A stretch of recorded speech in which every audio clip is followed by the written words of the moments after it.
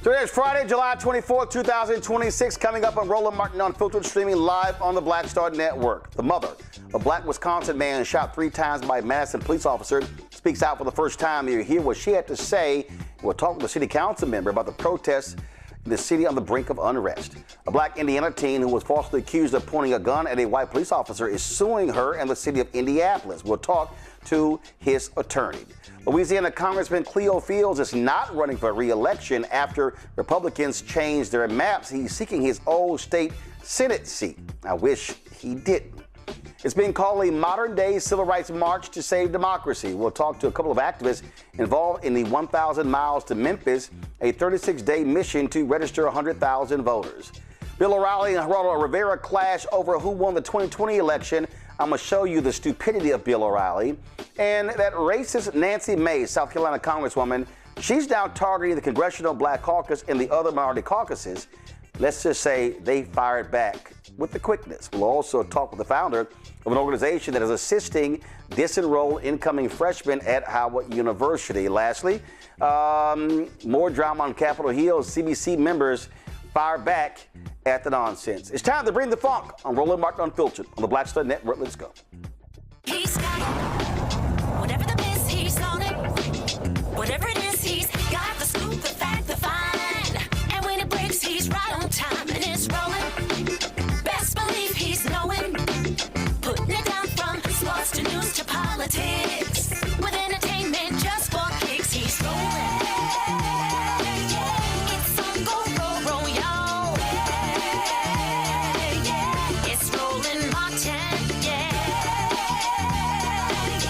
rolling with Roland now. He's funky, he's fresh, he's real, the best, you know he's Roland Martin now.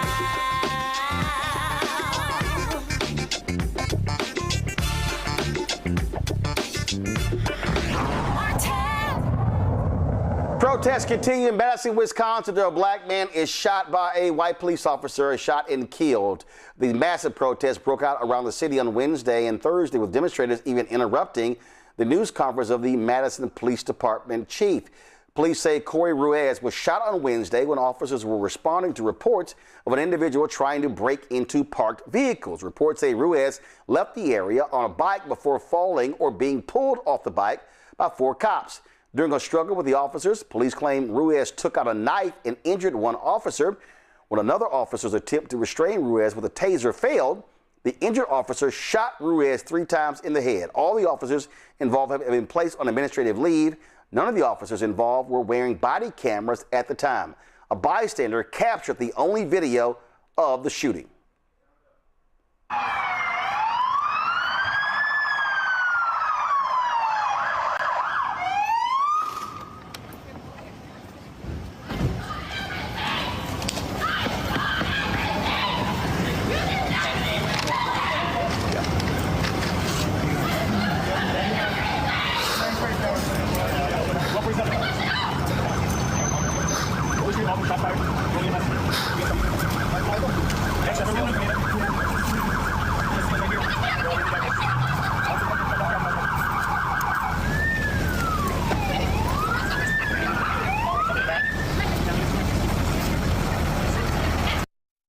The Justice Department Criminal Investigation Division is now conducting the homicide investigation because law enforcement was involved. At a news conference today, Ruiz's mother, Elsa, expressed her grief and anger over her son's death.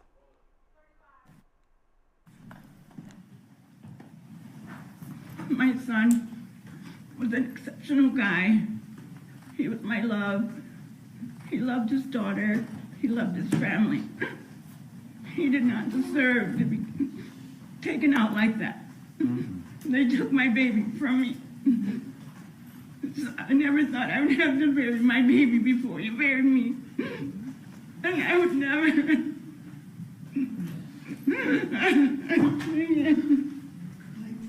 As you see there, Attorney Ben Crump is part of the legal team representing the family. Joining us now to discuss this is Sabrina Madison, the Common Council President of Madison. Glad to have you here. What do you know thus far about what has happened here, especially with the fact that there's no body camera footage from the officers? Yeah, that video is very difficult. I guess the first thing I'll just say is my thoughts are always with Corey Ruiz's family. He should be here. I personally do not think that shooting was warranted. What I saw in the many videos that you showed and the videos that we've seen across social media, I just think it was unwarranted. What I know to be happening now is that the Wisconsin Department of Criminal Investigations now has taken over the investigation because Madison Police Department, of course, cannot investigate itself in the state. That agency takes it over. And my hope is that they will get this done as soon as possible. And myself and others are encouraging them to release information as soon as possible. So the New York Times is reporting that Chief John Patterson said the footage on social media only shows one perspective. There were others. Well, part of the problem here is you don't have body cameras. Yep. It said the chief has been pushing for that. But how in the world in this day and age, police in Madison, Wisconsin don't have body cameras? Sure, I'll answer that for you. So I joined Madison's Common Council in fall 2022, a few years leading up before I joined the Common Council. This community overwhelmingly said that they did not support body-worn cameras. And it's my understanding that the community or the Madison Common Council at the time listened to those community members, those organization leaders. And what the community members and the organization leads were saying is that we don't just want body-worn cameras, we want investment in our community. We don't want this without investment. I know since then there's been some other investments. For example, we have a CARES program that, serves folks who are experiencing some sort of mental health crisis. There have been investments in homelessness. But at the time around that 2020, 21, 22, folks were saying that they did not want these cameras. Since then, in the last couple of years, there has been a push for them. I think, too, when I joined the Common Council, our priority was ensuring that we can get our permanent shelter built for homeless men because we saw an increase in homelessness drastically, but we did not see the same increase in our funding. We actually saw a decline in our shared revenue. I will say last budget year, November 2025, there were several alders who wanted to defund the office of the independent monitor. The council decided not to do that. They wanted to take maybe $400,000 and give it to the Madison Police Department for body-worn cameras. However, I think most folks know that the investment is more than a couple $1 million. And at the time last fall, the chief was not ready with a budget proposal for us. However, even though we did not support that effort to defund the Office of the Independent Monitor, we had an open public meeting with the police chief, and our expectation for him was this year, we would get a budget proposal from him in order to begin the implementation of those cameras. He has submitted his capital budget request, which would implement those cameras over a 3-year period. I believe his operating request is now submitted. They're not public yet. I haven't seen it yet, but I do know his capital request has been made. I covered City Hall in Fort Worth, county government in Austin, Texas.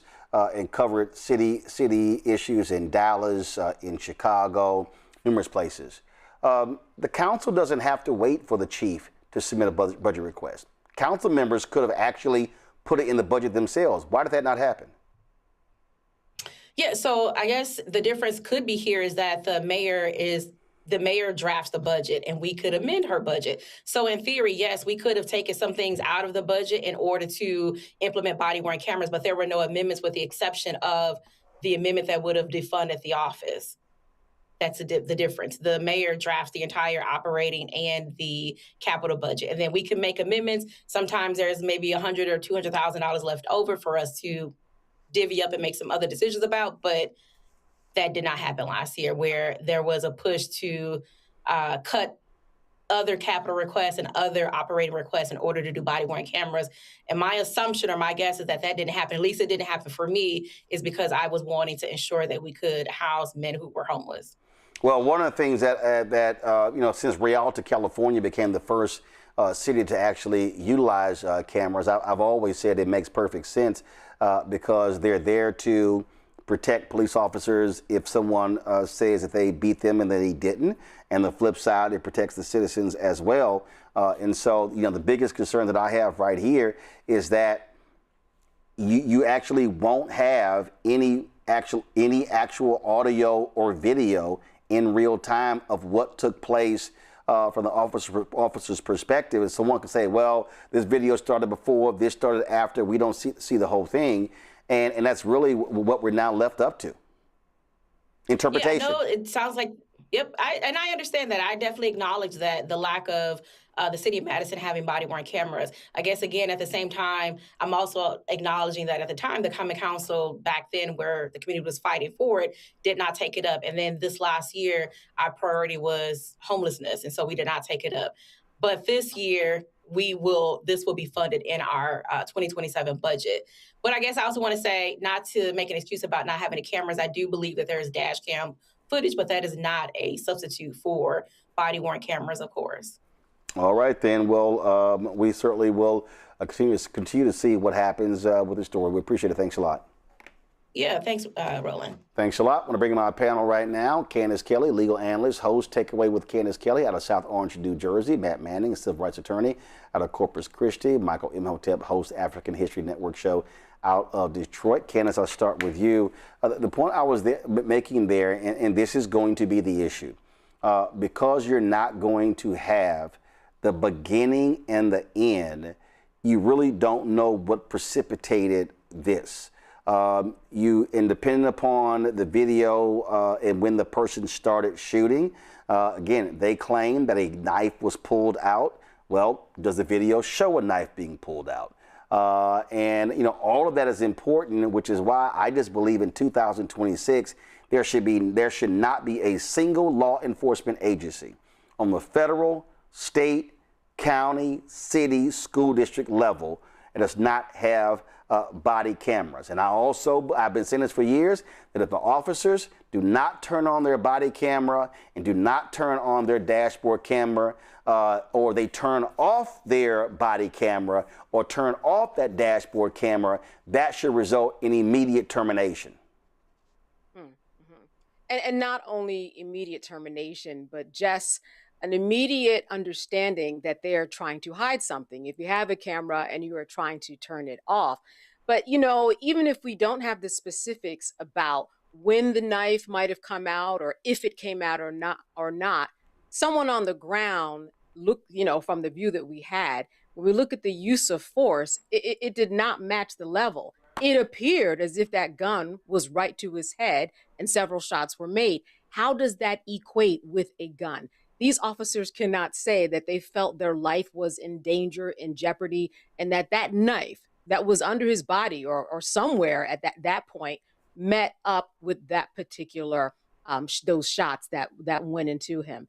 And all of this is evidence. If you don't have the body cam, if you just have somebody who's, you know, an innocent bystander who did the work that needed to be done, thank goodness in this particular case, then at least you have some evidence. But if you don't have a body cam, you can't even build a case against the police officers. So I don't see why there's any justification at all, why anybody would say, no, we do not need to have body cams. Regardless of what side you are on, the prosecutors or the defense, you need that body cam in order to make a defense and not, or to make a defense for yourself and to make evidence. And none of it makes sense. None of it makes sense.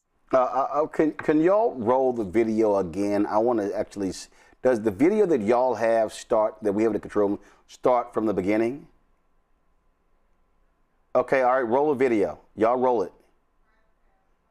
Come on, no, I need to hear audio, guys.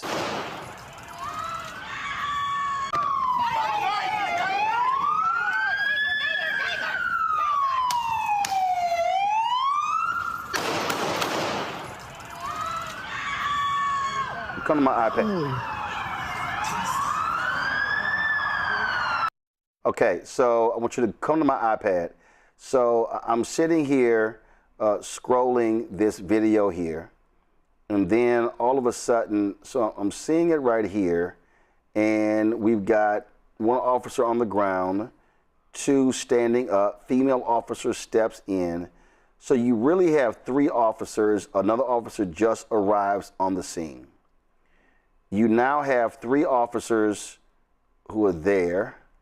All of a sudden, so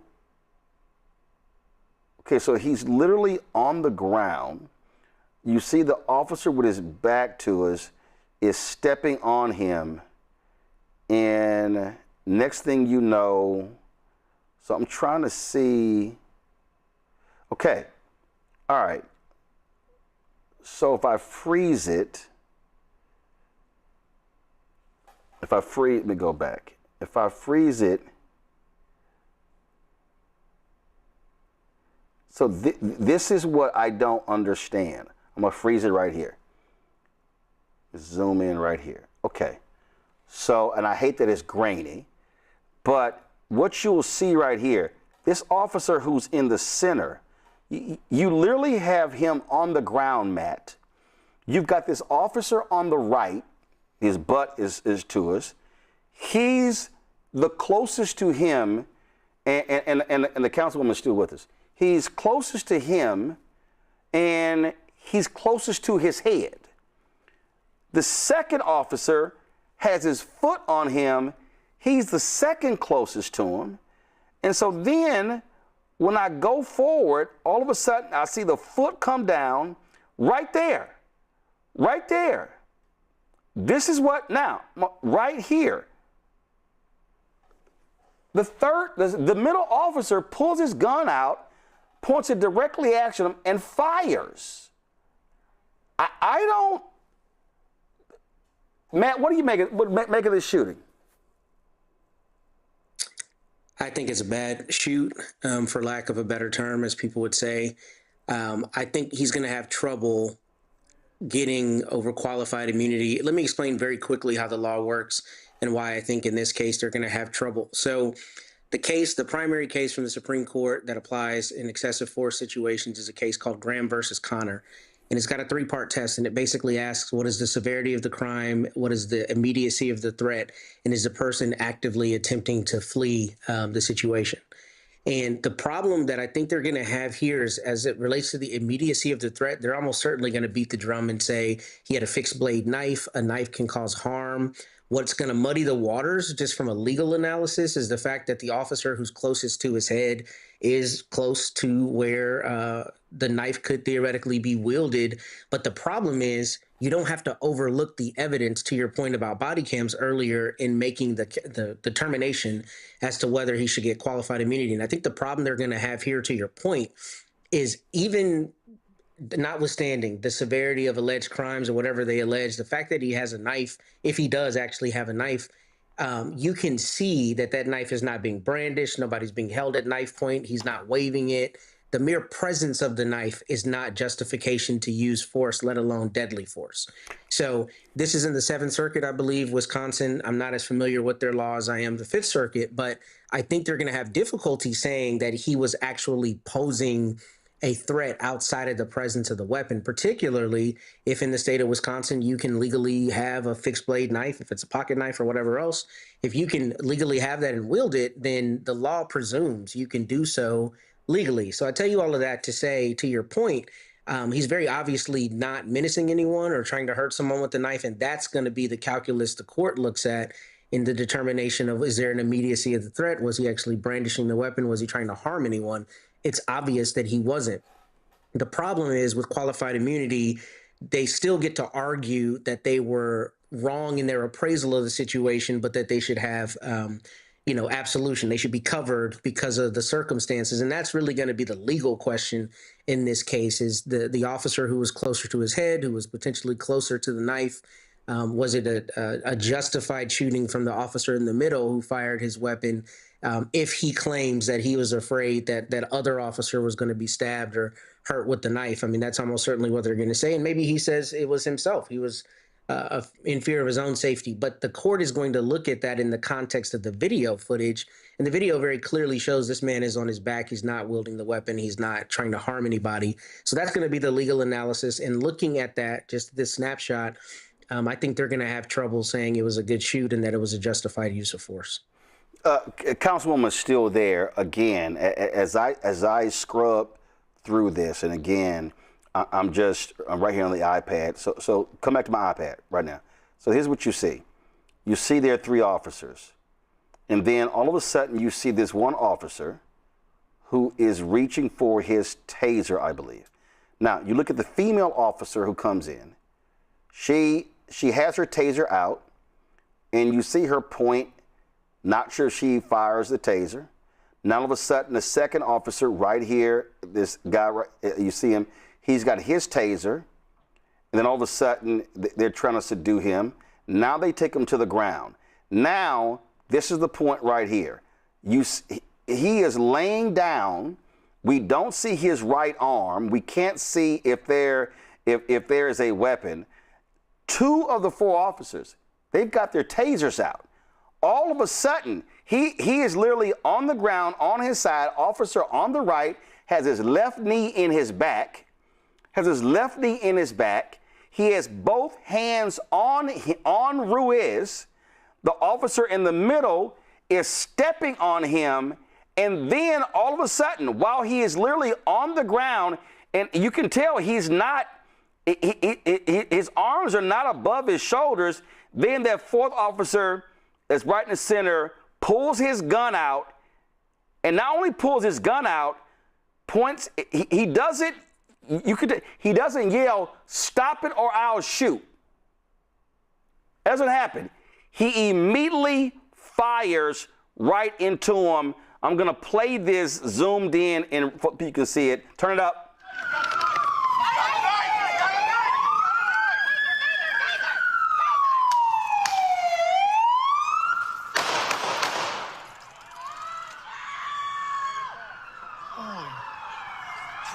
Okay. I'm going to scrub this back. Give me 1 second. I want to do something right here. Let me zoom in here. Hold up. Let me zoom in here. Okay.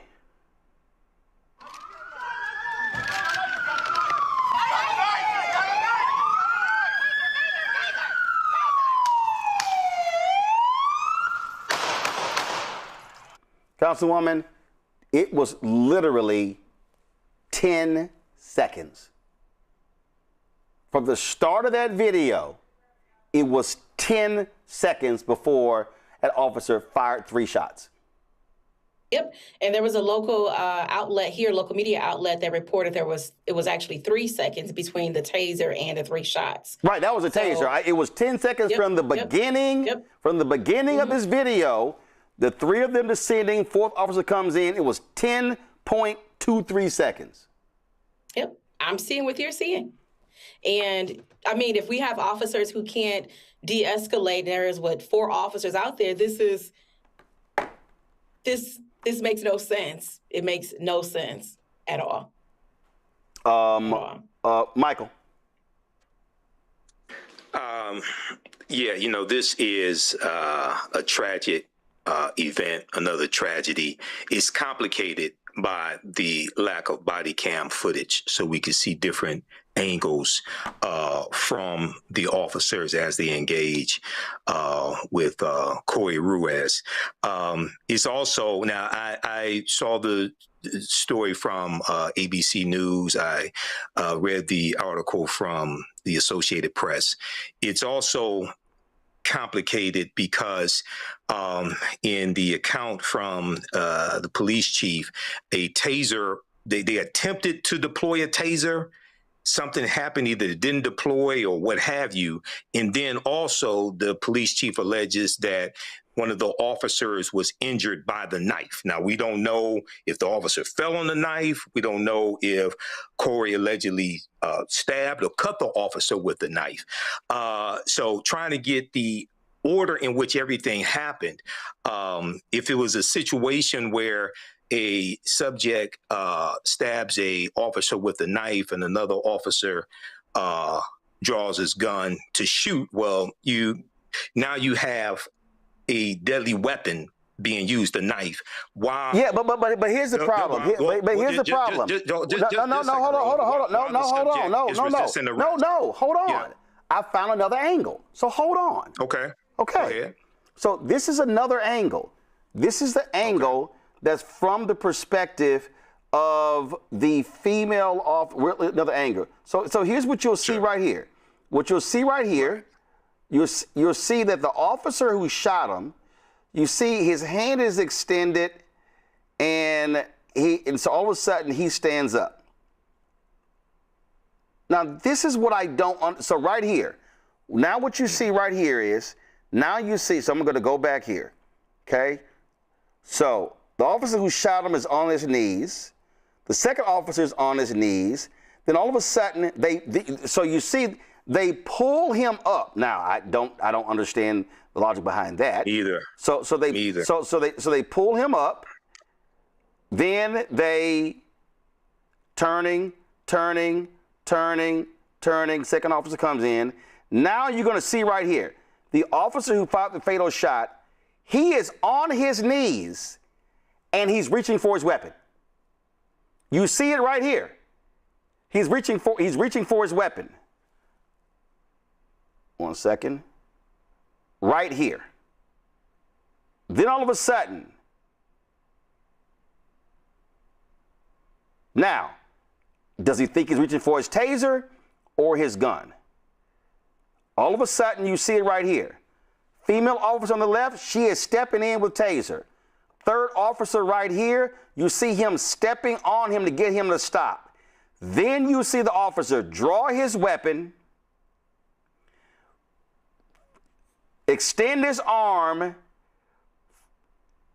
That's his weapon, right? That's his weapon.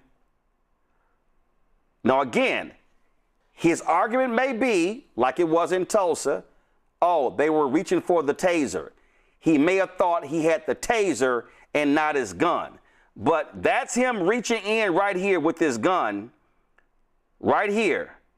Now, what I don't understand from the police chief, where an officer could have been injured with a knife anywhere in here, when this officer right here he's the closest, he's the only one who's on the body. His knee, you see it right here. They got to explain that angle. Like I was saying, it really complicates things when you don't have body cam footage to really see from the different angles what happened. Now, lastly, there have been a lot of people who advocate, and I've known people in the past who did training for police in jiu-jitsu and martial arts, because I don't know who trained these officers. That's not how you take down a subject. Usually when you have officers working together, you have one maybe do a double leg takedown from behind. You have one that will sustain, will immobilize one limb while the other immobilizes the other limb. These officers here, I don't know what type of training that is. That's not how you safely subdue a subject that will avoid somebody from being killed. Well, the reality is you got 4 police officers who were on the scene. A 5th one pulls up.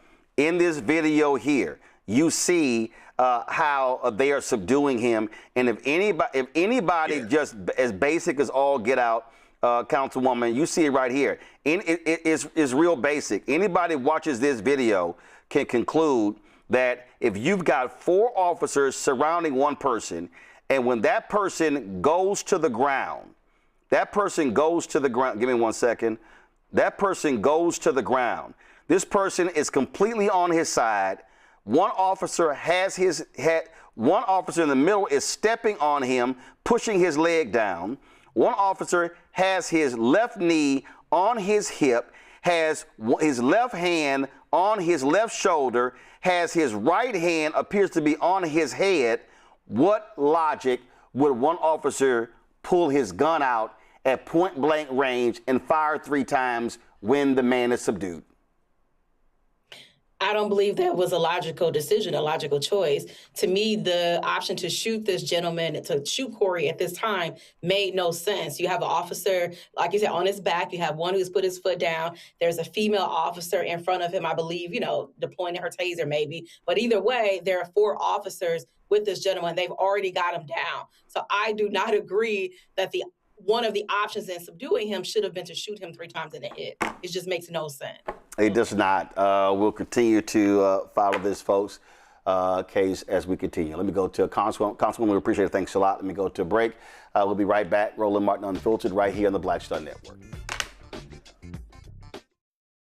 All right, folks, let me get personal for a second. My mom had questions about her Medicare, so she called Chapter, a Medicare advisory company, and she texted me right after saying it's a great benefit. It was easy. A real person walked her through the whole thing, and now she understands better what's going on. But it's not just her. A woman in Yonkers wrote in saying the process was so simple, the enrollment was easy, and she was so glad she called. Then there's Marilyn, 90 years old, in Florida, living on Social Security. Her premium climbed every single year north of $400 a month for coverage she could barely afford anymore. So what does she do? She called Chapter. And they found her the same top-tier coverage for hundreds of dollars less. 90 years old, and finally somebody in her corner. I hear stories like that again and again from our community. The Medicare system was not built to work for you. Too much fine print, too many plans. Yet Chapter's advisors are independent and honest, the only Medicare advisors that compare every plan nationwide. They're focused on one thing, what actually works for you. If you're already in the right plan, they'll tell you. No games. And people who switched with Chapter saved an average of $1,100 a year. All it takes is 20 minutes. You talk to a real person, and it's completely free help. So call Chapter at 724-264-8281, 724-264-8281. That's Chapter. With medicine and science under attack, I want to keep you and your family informed and healthy. I'm Dr. Ebony Hilton, and I knew at the age of 8 that I wanted to be a doctor. So I studied hard and became the first African-American female anesthesiologist hired at the Medical University of South Carolina since its opening in 1824. And I always say I was made into a doctor, but I was born to be a mom. And as a new mom, wife, sister, daughter, and friend, I understand how frightening a medical crisis can be. I care for individuals on some of the worst days of their lives, and it's my mission to provide you with a safe space to gain clarity on issues affecting your mind, body, and soul. I recognize that there are health disparities, particularly as it pertains to race, and I want to help bridge the gap between you and your healthcare providers. Join me every Thursday for Second Opinion on the Black Star Network, where each week I'll invite experts from various medical fields to share the latest health news. We'll discuss topics such as the vaccine debate, mental and sexual health, medical bias, infertility, menopause, andropause, nutrition, and aging. Together with my medical colleagues, we aim to provide you with a second opinion. Don't miss it, Thursdays only on the Black Star Network. Michael McMillan, President and CEO of the Urban League of Metropolitan St. Louis, and you are watching Roland Martin Unfiltered.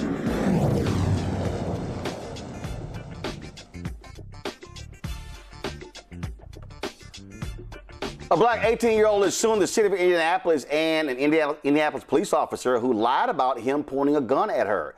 On April 12th, Dalen Brewer was charged with multiple felony charges, including attempted murder. According to court records, Dalen parked his car at a local park when Sergeant Robin Frazier approached and noticed a handgun resting on his lap. Marion County prosecutors dismissed every charge, saying the body camera footage did not support Frazier's version of the events. Brewer's lawsuit claims Frazier violated his 4th and 14th Amendment rights. Attorney Terrence Kennard represents Dalen, joins us right now. Terrence, this is something that we talk about all the time. Officers will lie in their reports, leads to charges, and luckily, because I take it there was body cam footage that disputed what she had to say, and if the body cam footage ain't there, they're gonna believe the cop. And so she lied. That's correct. So she lied. And Roland, what's important to note in your opening there, it wasn't just that body cam exonerated my client, Mr. Brewer. It was Sergeant Brewer's own body cam. And again, the body cam that she was wearing was her exact view of the events at the time they occurred. So the body cam was basically mimicking her own visual sight. So once she did all the things she did to effect an arrest, develop a police report and a narrative, recommend particular charges, including attempted murder against Mr. Brewer, and then filed that to be reviewed by a judge and the prosecuting attorney, there were questions raised about the events. And so they looked at her body cam footage, and her own body cam footage did not belie or make out or demonstrate what she had made in her report. Apparently, when she was questioned about those things, the prosecutor felt that there was no way he could go forward with charges, and charges were dismissed. But not until Mr. Brewer served about 4 days in the Marion County Jail here in Indianapolis, losing his freedom, particularly almost losing his job. But nonetheless, this young man, his reputation in the community, here's someone with no criminal history to speak of. Now he's labeled a criminal, labeled a felon. Not only just labeled a felon, the police have a particular website they use here where they like to use PR to show the number of felony arrests and how they're dealing with crime in the community. They placed this particular arrest in that platform, showed it to the entire world, basically. And even after he was exonerated, they still haven't removed it. All right, I want us to start the video from the beginning, sound up, so I can hear what happened.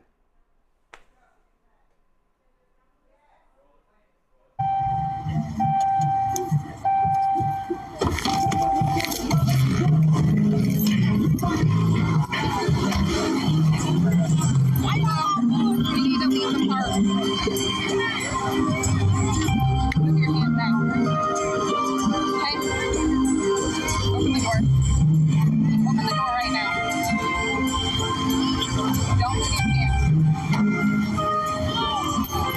I need another car here now. Don't move. Don't move. Do not fucking move.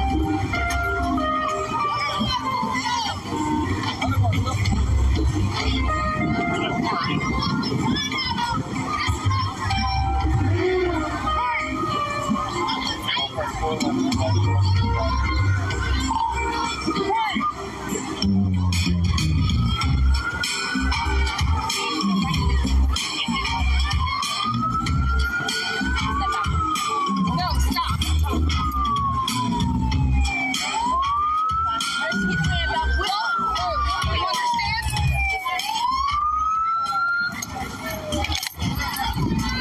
It's like, when everything's started. Ready, say don't move, okay? You have a weapon on you? Yes, he did. Did, but not anymore? Let's get him straight.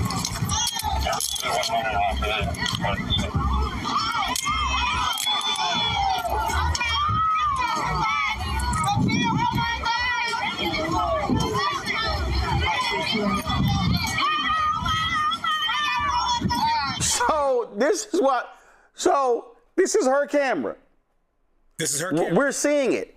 So what she did was she went, sat in her car. All right, I got to figure out what I'm going to say. Oh, okay, this what happened. And we've covered so many of these stories where the cops lie on reports. And if there's no bystander video, if there's no body cam footage, you know what happens? The public goes up, cop gets the benefit of the doubt, that must have happened. And so this man, and this is the thing which is why I think the lawsuit makes sense. Anything could have happened. He could have been shot. Yes. And remember, in her report, if you had a chance to review it, she alleges that he points the gun at the door. She says he's got the gun in his lap pointing at the door. Wow. And she uses that as a basis to charge him with attempted murder. Roll the video again. Roll the video again while he's talking so y'all can see what that doesn't even happen. Go ahead. Doesn't even happen. So keep talking. So she alleged he pointed the gun. The door, right? Yeah, she's alleging at that moment he's pointing a gun at the door as she goes to open. Freeze. He got his left hand up. At no point is he pointing the gun. No. Now, he does have a gun in his lap, and he has a constitutional right to carry. But one of the things I point out to folks, Dalen does everything I would tell my 4 sons to do if encountered by law enforcement. Right. Keep the video going. His hands are up. Back. He's not being aggressive. He's literally doing everything we teach our black children to do when you encounter the cops. He does everything by the book. There's nothing I can point to that says, well, if you'd have done this. In fact, if you go back, right before she says, put your effing hands up or I'll effing shoot you, right before she says that, he drops his hand. So she tries to point to that. But what we later find out is he's trying to undo the seatbelt because she's giving him conflicting commands, get out of the car. Well, he's got his seatbelt on. So he goes to undo it, and then she uses profanity and threatens that she's going to shoot him. Wow. So she does all this aggressive takeover, giving him conflicting messages. And when she realizes, I'm assuming she realizes at some point she's made a mistake, she screwed up. So then she develops this narrative, and you hit the nail right on the head. If there's no body camera, who do they believe? Me or the cop? Why does she approach him in the first place? So we don't know the answer. What we do know is roll the video back. Roll the video back to the beginning and keep talking, because I want to see. Keep talking. Go ahead. So as she's pulling in, she gets in her car because she had been outside the car. Dalen and his companion pull into the park, and they drive past her patrol car. Now, she's not blocking entrance. She's not preventing you from coming in. They simply drive by her, reverse park into their space, and then she decides to roll up on them. What reason, she never really gives why she approached them, but she approaches them, and she says that at this moment, right before she opens that door, she says he's pointing the gun at the door panel, and that's what she uses as the basis for attempted murder. Moments ago, you saw him drop his hand. He's trying to undo the seatbelt because she's screaming for him to get out of the car. And then when he does that, she threatens to kill him. And if he doesn't do it, he's resisting arrest and resisting a lawful order. That is correct, which is one of the things she actually charged him with. So she charged him with, intimidation, pointing the firearm, resisting, and attempted murder. Is she still on the force? Well, that's what we don't know. The city has been essentially tight-lipped about that, so I don't know if she's going to be going to grand jury. But rest assured, we're pushing the issue on that, and we're asking our county prosecutor to be more transparent. What's going on with this officer? Is she going to the merit board? Are you looking to convene a grand jury? What's occurring here? Because clearly you've demonstrated she's at least committed misconduct, right? And here's the other problem. Lied in an official report. The other problem is if your client filed a false police report, he would be charged.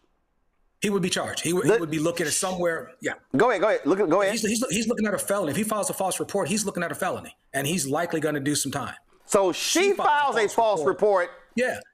And we don't know what happens. There's tight-lipped, there's secrecy, and they're saying, hey, we're still investigating. Well, what are you investigating? Because you've seen the video. The man sat in jail for 4 days before you released him, and you released him after dismissing all the charges because you realized what was alleged to have occurred isn't actually what happened.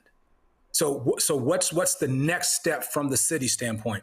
Dalen is showing you what his next step is. He's taking this to review. He's filed a federal lawsuit. So what's the city's next step in addressing this wrongdoing? And they haven't come forward an answer to that. Someone in the chat asked the question: Is this cop black or white? She is Caucasian, that's best to my knowledge. All right, Terrence Kennard, we appreciate it. Thanks a lot. Absolutely. All right then, Matt. This is the thing that we talk about all the time. These cops can lie with impunity. They can just make shit up and write it down. And thank goodness there's body cam footage that disputes every lie she told. Well, first, I'm mad I didn't get to talk to the brother because he's a hero in my house. He did extraordinary work in that Natalia Grace case, and I wanted to tell him as much. So he's all right. We still got him. We still got him. Bring him up. Okay. Go ahead and say what you want to say. He's a hero in my house, man. I watched every bit of that, and I was like, that man is a dog. So I wanted to show you love, Brother Kennard. I thought you did a hell of a job in that case. I know it's unrelated. Appreciate it. Thank you. But in any event, in this case, Roland, I've actually had a fabricated evidence case, which is a 14th Amendment substantive due process issue. And mine was kind of crazy situation, to keep it very short. My client was a Navy veteran, an almost 80-year-old Navy veteran. He told me a version of events that did not jibe with what the police officer had. Police officer did not have body cam footage, didn't have dash cam footage. It was a fanciful story about my client driving over his foot, which was not proven.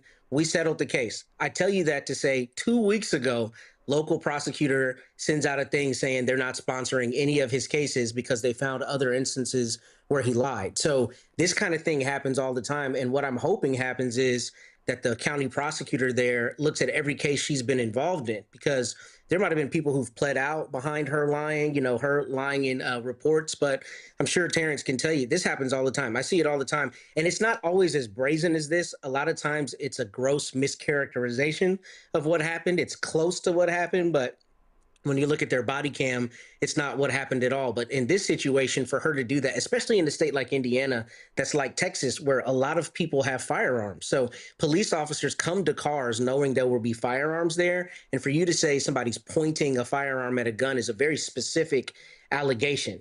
Had she written it like there was the presence of a firearm or something that's nebulous, at the very least, maybe you'd have a plausible deniability, but this is just a blatant lie. And I see this all the time in my criminal cases. I see it in my civil cases.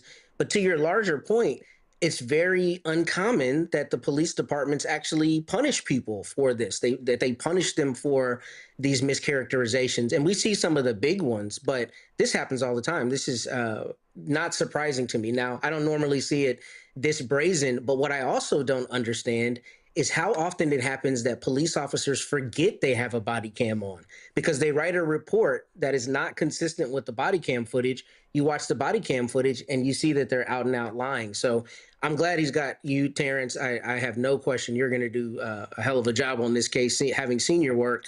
And I really think the city of Indianapolis is almost certainly not going to want to go the distance with this case. I mean, I don't know Seventh Circuit case law, but even in the Fifth Circuit, they'd probably want to write a check on this one because it's just a blatant lie and there's no defense to this position at all. So this is also why, Candace, this is why black folks don't trust police. And the problem with leadership that Terrence laid out is that leadership is not doing anything about it. I'm sorry, she flat out lied on the report. And that to me is what is constantly problematic here, that as Terrence told us, this young man, no record, no history, who's just pulling into a parking spot, gun pointed at him, could have got shot, spends 4 days in jail. And I'm sorry, as somebody who once got held in a holding cell, because my friend had to come from for like an hour because they didn't get because the parking ticket had gotten dismissed. I'd be mad as hell if I was in a damn jail for 4 days on some bullshit that was straight a lie. Yeah, and not only that, like you mentioned, his reputation has been ruined. He's going to spend years from now scrubbing what is on the internet every time he tries to get a job or when he goes to school or anything that he applies for. And that we know is a Herculean task. I'm curious from Terrence, what does he think, to kind of piggyback off of what Matt was saying? What's the disconnect where police officers feel so comfortable that they can create a narrative from scratch, even though there is video, and they put it all in writing and they swear that it's true? How is it that they think they can get away with it when they know that eventually they're going to be two conflicting stories, one written theirs and one on the video camera? What is the disconnect there where so many officers keep taking the chance and say, I'll just go ahead and try to make up this story? Well, it goes to this point, and it was said earlier, they at times they forget that they have this body cam. It becomes such a part of their normal equipment. They forget it's there and they forget that it's recording. And you have officers who, I'm just going to be honest with you, they have this implicit bias. Here's young African-American males. They're at a park in Indianapolis. This park on a Sunday it's pretty rambunctious. Lots of young folks are there, some middle-aged folks, and they're listening to music. They're having a good time. And there's sometimes some things happen that shouldn't, right? We understand that. So they come with this implicit bias and they assume that I can say, hey, I smelled marijuana. I know there's going to be a gun. To the other person's point, this is Indiana. Almost everybody has a gun in this town. So they come with this implicit bias. And all I have to say is he pointed a gun, I smelled marijuana, and everyone's going to believe me. The problem she has in this instant was body camera did exist. And I can't stress enough, and this is going to be a major point in my lawsuit, you have to understand she came with a particular narrative that she thought would prevail because all I have to do is say it. And if that body cam doesn't exist, Dalen Brewer goes to prison for nearly 50 years. I need you guys to understand that he's charged with attempted murder. In our state, you get the same sentence for attempted murder as you do for the murder. So he's looking at 50 plus years in prison at the age of 25 simply because someone made up a lie. And if that body cam doesn't exist, she's going to say, who are you going to believe, me or you? They're going to believe you, an 18-year-old black kid in the park, or they're going to believe a law enforcement officer who's a sergeant? So that body cam saved his life. It didn't just get him out of those 4 days in jail. It saved his life. But it shouldn't have to be that, because she shouldn't be allowed to get away with making up a blatant lie and putting that man's entire existence on this planet in jeopardy. Because if this kid goes to jail for 50 years in Indiana, you do 75% of your time. So I mean, if he gets a 50-year sentence, he's serving 40 years. So he's not coming out of jail. He's dying in there. And that's literally what she was putting this man in front of, a death sentence, because she wanted to continue with a broken narrative. Michael? Well, number one, I'm glad this brother had the presence of mind to file a lawsuit, seek legal counsel, file a lawsuit, understand that there's legal recourse for this, and he doesn't have to just be a victim. So number one, I'm happy about that. And I think it takes a lot of maturity as well to take that course of action also. But one of my questions is, how is your client doing? What's his mental state of mind? How is he now that he's able to file this lawsuit and the charges have been dropped against him? That is a great question, and I don't mean that as a platitude. He and I and everyone is pleasantly shocked and overwhelmed with enthusiasm with the amount of public support we've received. I mean, if you look at the blogs and the comments, which I try not to do, but in this case, I'm glad I did, Sure. It's overwhelming in support of him. So when this first came out and the story broke, there was a lot of trepidation, a lot of fear, a lot of belief that there's going to be some backlash, but exactly the opposite has occurred. From one political spectrum to the other, everyone has come to the forefront and said, what happened here was wrong. And so the support he's receiving from the community has just been, it's been a blessing, to turn a phrase. It's just been overwhelming and powerful. I can't put into words, because we didn't expect to receive this much positive just support from everyone, not just here in Indiana, but all over the country. All right, Okay, then. thank you. Well, certainly, I hope your client is recovering from this. Again, that is a traumatic experience, having a gun pointed at you, especially knowing full well what has happened to so many black men in Indianapolis and across the Midwest, across the country. All right, thanks a lot. Thanks, guys. All right, folks. We're going to go to a break. We come back. We're going to talk about Congressman Cleo Fields not running for re-election. We're going to talk about CBC's folks calling out some of these crazy folks on Capitol Hill. Lots to break down. Also, HBCU expert explains what the hell happened at Howard University. And Donald Trump, his folk admit in court that they refused to give federal money to states he lost. And the right ain't saying nothing. You're watching Roland Martin Unfiltered on the Black Star Network. Don't forget to support the work that we do. Join our Bring the Funk fan club.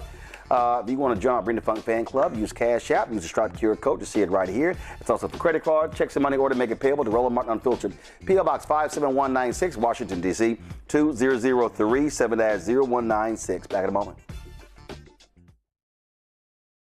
All right, folks, let me get personal for a second. My mom had questions about her Medicare, so she called Chapter, a Medicare advisory company, and she texted me right after saying it's a great benefit. It was easy. A real person walked her through the whole thing, and now she understands better what's going on. But it's not just her. A woman in Yonkers wrote in saying the process was so simple, the enrollment was easy, and she was so glad she called. Then there's Marilyn, 90 years old, in Florida, living on Social Security. Her premium climbed every single year north of $400 a month for coverage she could barely afford anymore. So what does she do? She called Chapter. They found her the same top-tier coverage for hundreds of dollars less. 90 years old, and finally somebody in her corner. I hear stories like that again and again from our community. The Medicare system was not built to work for you. Too much fine print, too many plans. Yet Chapter's advisors are independent and honest, the only Medicare advisors that compare every plan nationwide. They're focused on one thing, what actually works for you. If you're already in the right plan, they'll tell you. No games, and people who switched with Chapter saved an average of $1,100 a year. All it takes is 20 minutes. You talk to a real person, and it's completely free help. So call Chapter at 724-264-8281, 724-264-8281. That's Chapter. Hey, I'm Tasha Cobbs, and you are watching Roland Martin Unfiltered. But I need a little filter. I need something. Blow me out. Make me look 35.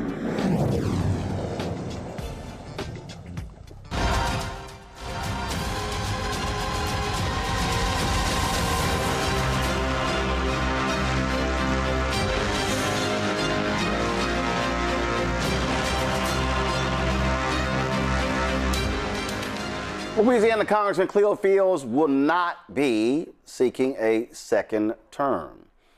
Instead, he is running for a state Senate seat in Louisiana. The 14th district seat in Louisiana became vacant when Senator Larry Selders passed away on July 7th due to a heart attack. In 2024, Sanders replaced Fields in the state legislature when Fields was elected to Congress. Earlier today, Fields told Louisiana reporters about his decision.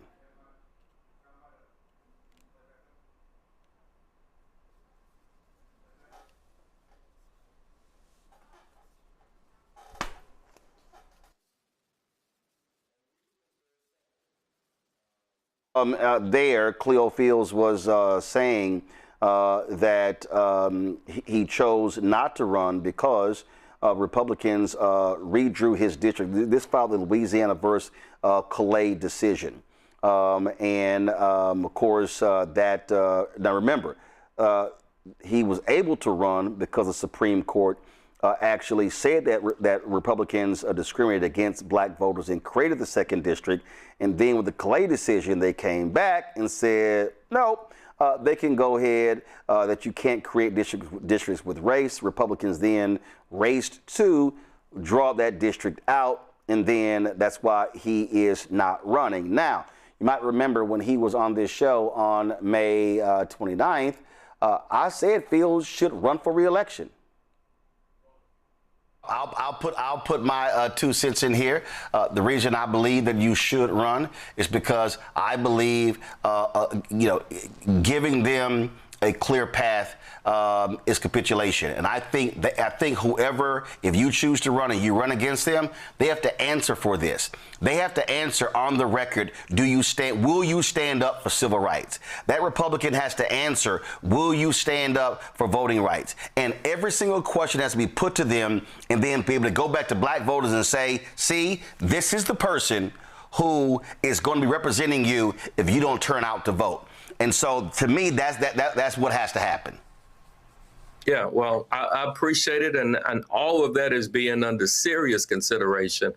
And as usual, Roland, thank you so much for keeping the issues that affect black people across this nation in the forefront. Michael, look, I get it. He was the state senator, and that position is opened up due to the death of his replacement. This is why I still wish he had run. Yes, the lines have changed, but the question is this here. Is there a stronger Democrat to run for that seat? That's what this really boils down to. I believe that these right-wingers have to be challenged. Now, that ain't just because he's a Democrat.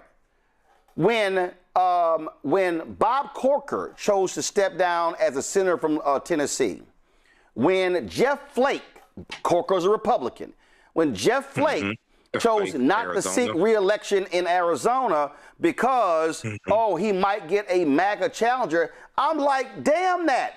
Go down swinging. I just don't believe in giving in because they changed it and I'm not guaranteed to win, I'm not going to win. It's no different. Debbie Wasserman Schultz should not be running in that traditional black seat in Florida. She should run in another seat and take it to the Republican and put her record up against theirs. But damn it, all this running away from a fight doesn't actually help anybody. Yeah, Roland, a few things. Well, I said here on this show, Debbie Wasserman Schultz should not run in that majority black district. She should do something else or just retire. And here with Cleo Fields, so I saw part of the press conference on C-SPAN that he did, where he announced that he was running for Senator Larry Selder's, State Representative Larry Selder's, State Senator Larry Selder's vacant seat. And he talked about he wanted to take it back locally, and he thinks he would be more effective in local government than in federal government in the House of Representatives.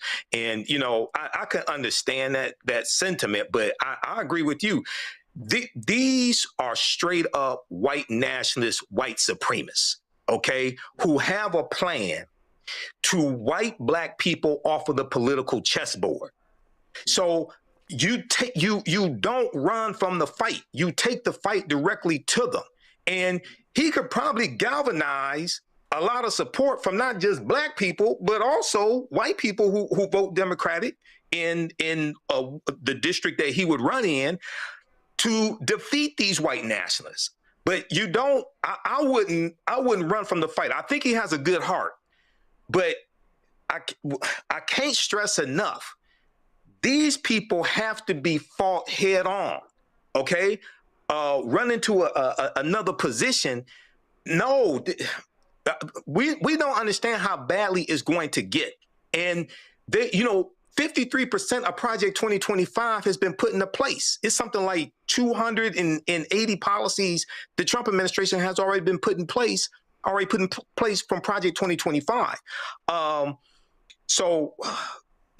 This ties right into them, the bill from Nancy Mace. I think you're going to talk about it. Well, I will. Trying to get rid of the congressional black caucus. So, Bob Line is in here. Candace, it's about you want your strongest folk running these positions. And again, I believe that Representative Cleo Fields should say, I'm going to put my record up against any Republican y'all put up and let's swing. I think that the Representative Cleo Fields has done the math. He has said to himself, where is it that I am most likely to win? Now, I'm not mad at him for that. I know that there is a fight to be fought and that he can fight the good fight and do well. And even if he doesn't do well, you need to fight so that people know that you've got a fighter and that you are not going to be backing down. He's 63 years old, from my understanding, and his plans might be something that we do not know of. And plus, he knows what that position is like. He's been in it before. It's a position that he can more than likely win. And he has thought about the outcome and the odds of him winning. And he has chosen where the odds are better. And I think that that is part of the situation here. We also don't know what's going on in his home life, his family life, what his plans are. He may not just be articulating right now because we know him as a fighter. But it does seem odd that he is not, moving in the path that we thought he was going to. But I am also not surprised that he looked at the numbers, did the math, and made this particular decision. Matt? Yeah, I echo both Candace and Michael's sentiments. I mean, I think he should have stayed and fought the fight, but I'm a little more cynical. I tend to think politicians are usually operating in their own self-interest. I don't say that to denigrate him, but I don't have this belief that most politicians are going to do what is for the greater good all the time. And I think this is a situation of political survival. I think Candace hit the nail on the head. He did the math. He figured out where he was likely to win and decided to leave. And as much as I'd like to think that he's guided by this sense of communal, duty to stay and fight to the death, I understand the reality, which is that he wants to stay in politics and he's going to move where he thinks he'll be elected. So that's my opinion on it. I think that they both hit the nail on the head. Well, I just don't think that you're going to be able to sway voters if you don't put your best and brightest up for the battle. All right, got to go to break. We'll be back right here, Roland Martin Unfiltered on the Black Star Network. All right, folks, let me get personal for a second. My mom had questions about her Medicare, so she called Chapter, a Medicare advisory company, and she texted me right after saying it's a great benefit. It was easy. A real person walked her through the whole thing, and now she understands better what's going on. But it's not just her. A woman in Yonkers wrote in saying the process was so simple, the enrollment was easy, and she was so glad she called. Then there's Marilyn, 90 years old, in Florida, living on Social Security. Her premium climbed every single year north of $400 a month for coverage she could barely afford anymore. So what does she do? She called Chapter. They found her the same top-tier coverage for hundreds of dollars less. 90 years old, and finally somebody in her corner. I hear stories like that again and again from our community. The Medicare system was not built to work for you. Too much fine print, too many plans. Yet Chapter's advisors are independent and honest, the only Medicare advisors that compare every plan nationwide. They're focused on one thing, what actually works for you. If you're already in the right plan, they'll tell you. No games, and people who switched with Chapter saved an average of $1,100 a year. All it takes is 20 minutes. You talk to a real person, and it's completely free help. So call Chapter at 724-264-8281, 724-264-8281. That's Chapter. This is Eric Dickerson, and you're watching Roland Martin Unfiltered.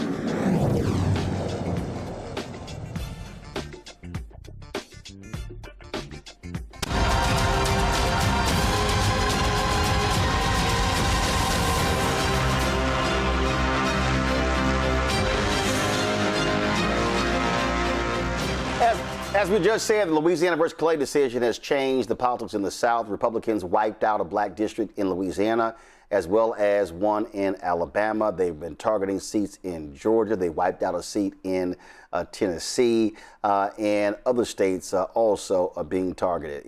That decision significantly weakened Section 2 of the Voting Rights Act, one of the most important protections against racial discrimination in voting and gerrymandering. Since that decision, voting rights groups have been in full force to ensure folks in the most racially gerrymandered districts in the South are registered to vote. We, of course, were in Montgomery for All Roads Lead to the South, a rally that took place. Those continue across the country. Today was the beginning of a 36-day, 1,000-mile solidarity march from Nashville to Memphis through the Deep South to register 100,000 voters. Activist Angry Male Vet and Kasim Rashid, the president of Just Win Humanity, join us from Nashville. Glad to have both of you here. Why are y'all doing this? Well, you said it, Roland, that we are living at an existential point where voting rights are being gutted. Ever since the Shelby versus Holder decision in 2013, we are seeing a systemic dismantling of voting rights on a scale that is only matched by the Jim Crow era. Most folks don't realize that prior to Shelby versus Holder, there were more than 200,000 polling locations across the country. Since then, more than 100,000 of those polling locations have been dismantled and shut down, disproportionately in Black and Latino neighborhoods, increasing voter suppression. And now with this Calais decision and the potential of the SAVE Act being passed, we are facing a reality that if the SAVE Act passes, Black voters in particular will have fewer voting rights in 2026 than they did in 1966. So we are working with dozens of organizations locally, the NAACP, Equity Alliance, Black Voters Matter, to use our platforms. We have dozens of influencers, content creators, civil rights activists that have tens of millions of followers on social media. Our goal is not to come in and tell anyone how to register to vote. There are amazing organizations already doing that work. Our goal is to be here and use our platforms as megaphones to elevate these stories, share the amazing work that Black activists are already doing here on the ground, raise some money for them, and achieve this goal of registering 100,000 voters. And if nothing else, show that we're not going to take this sitting down. We are going to fight for our democracy because it deserves protection. Activist Angry Male Vet, listen, you're walking in a state where Republicans there literally put up Charlie Kirk's signs on a highway, pissing off veterans. Now they've had to remove those signs after the vets protested. And you're dealing with in a state that is so red that they don't believe even in local control, stripping power out from Memphis as well as Nashville. Yeah, it's a odd space to be in. The first three words of the oath I took were to the Constitution were "We the people." And right now I'm watching the Republican Party who is attacking segments of we the people, and that is Black American voters. And so it's difficult to be in a red state where I am watching a segment of society be diminished and their voting power be reduced and not having the representation they deserve. So I think this is one of those things, 1,000 miles to Memphis, where we can raise that awareness of the importance of registration now more than ever, just like Kasim was saying, that where they are trying to take the power of Black Americans, we need to bring that awareness back to people and let them know that this is an important chapter in our history and something has to be done about it. And me, as a white, male combat veteran, I should be the loudest voice in the room talking about this, because I took an oath to protect everybody and serve everybody in this country. And I am watching the Republican Party attack a portion of them, and that's not right. And I'm going to do something about it. So you talk about registering 100,000 voters. And one of the things that I've made clear to Democrats is that, listen, Black folks are out there doing their part. But part of the issue you have is you got a lot of white folks in Tennessee, in Florida, in South Carolina, in North Carolina, who are not stepping up. So who are you targeting with this effort to register 100,000 voters? Great question. And I want to emphasize that this is a march that's going to start in Nashville. It's going to go to Atlanta, to Birmingham, to Jackson, and then back up to Memphis. So it is a loop through the South.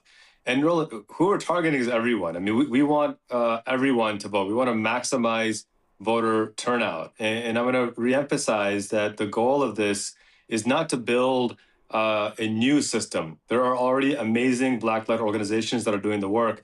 The goal of this is to elevate the work that they're doing. The money that we're raising through Just for Humanity, a nonprofit, a 501c3, we are going to be utilizing these resources to support these local organizations. And I'm happy to come back and report on that once the march is done as well. But I think fundamentally, most Americans don't realize is how aggressive the voter suppression is. Here in Tennessee, you can't just go and register to vote. You have to go through a certification process. Shelby County, they've made it illegal. And so most Americans don't even know how bad this cancerous impact of white supremacy is. And so one of the pillars of this is just to elevate these stories, let the folks locally tell their own stories, elevate those voices, and hopefully create more of a rallying cry behind it. And if you can make it out to march with us, you can go to 1000milestomemphis.com and find a local march. Join us for a day. If you can't come out, then you can donate to the work that we're doing and make sure that you're helping us support these local organizations that are doing the work. And at the very minimum, we have a registration link that will triage you to your local state and help you get registered to vote. And so if nothing else, visit 1000milestomemphis.com, make sure you're registered to vote, and find 5 or 10 friends before the midterm elections and get them registered to vote. The only way this works is if we work in unison and build this massive coalition, a multi-racial, multi-gender, cross-state coalition. If we can do that, we can be effective, but it's not going to happen alone. I understand the point of registering anyone. The reason I asked that question, activist Angry Male Vet, is because when we talk about the South, it's a lot of white voters who depend upon federal government, who depend upon money from the federal government. There are a lot of white conservative voters, independents, who don't like Obamacare, but they want the Affordable Care Act preserved, and it's the same thing. These same rural white voters are the ones that are sending their kids to die in the military. And what I have always said is that we often have initiatives that target Black voters, that target Latino voters, but in this country, we literally are afraid to say we're targeting white voters. And I just believe that that has to be said that way because in many of the places in the South, they're the ones who are actually benefiting from the work of progressive politics, yet voting against the same politics. Yeah, it's unfortunate. And I think there need to be more faces like mine that are at the forefront. And they're out there, and those voices are growing.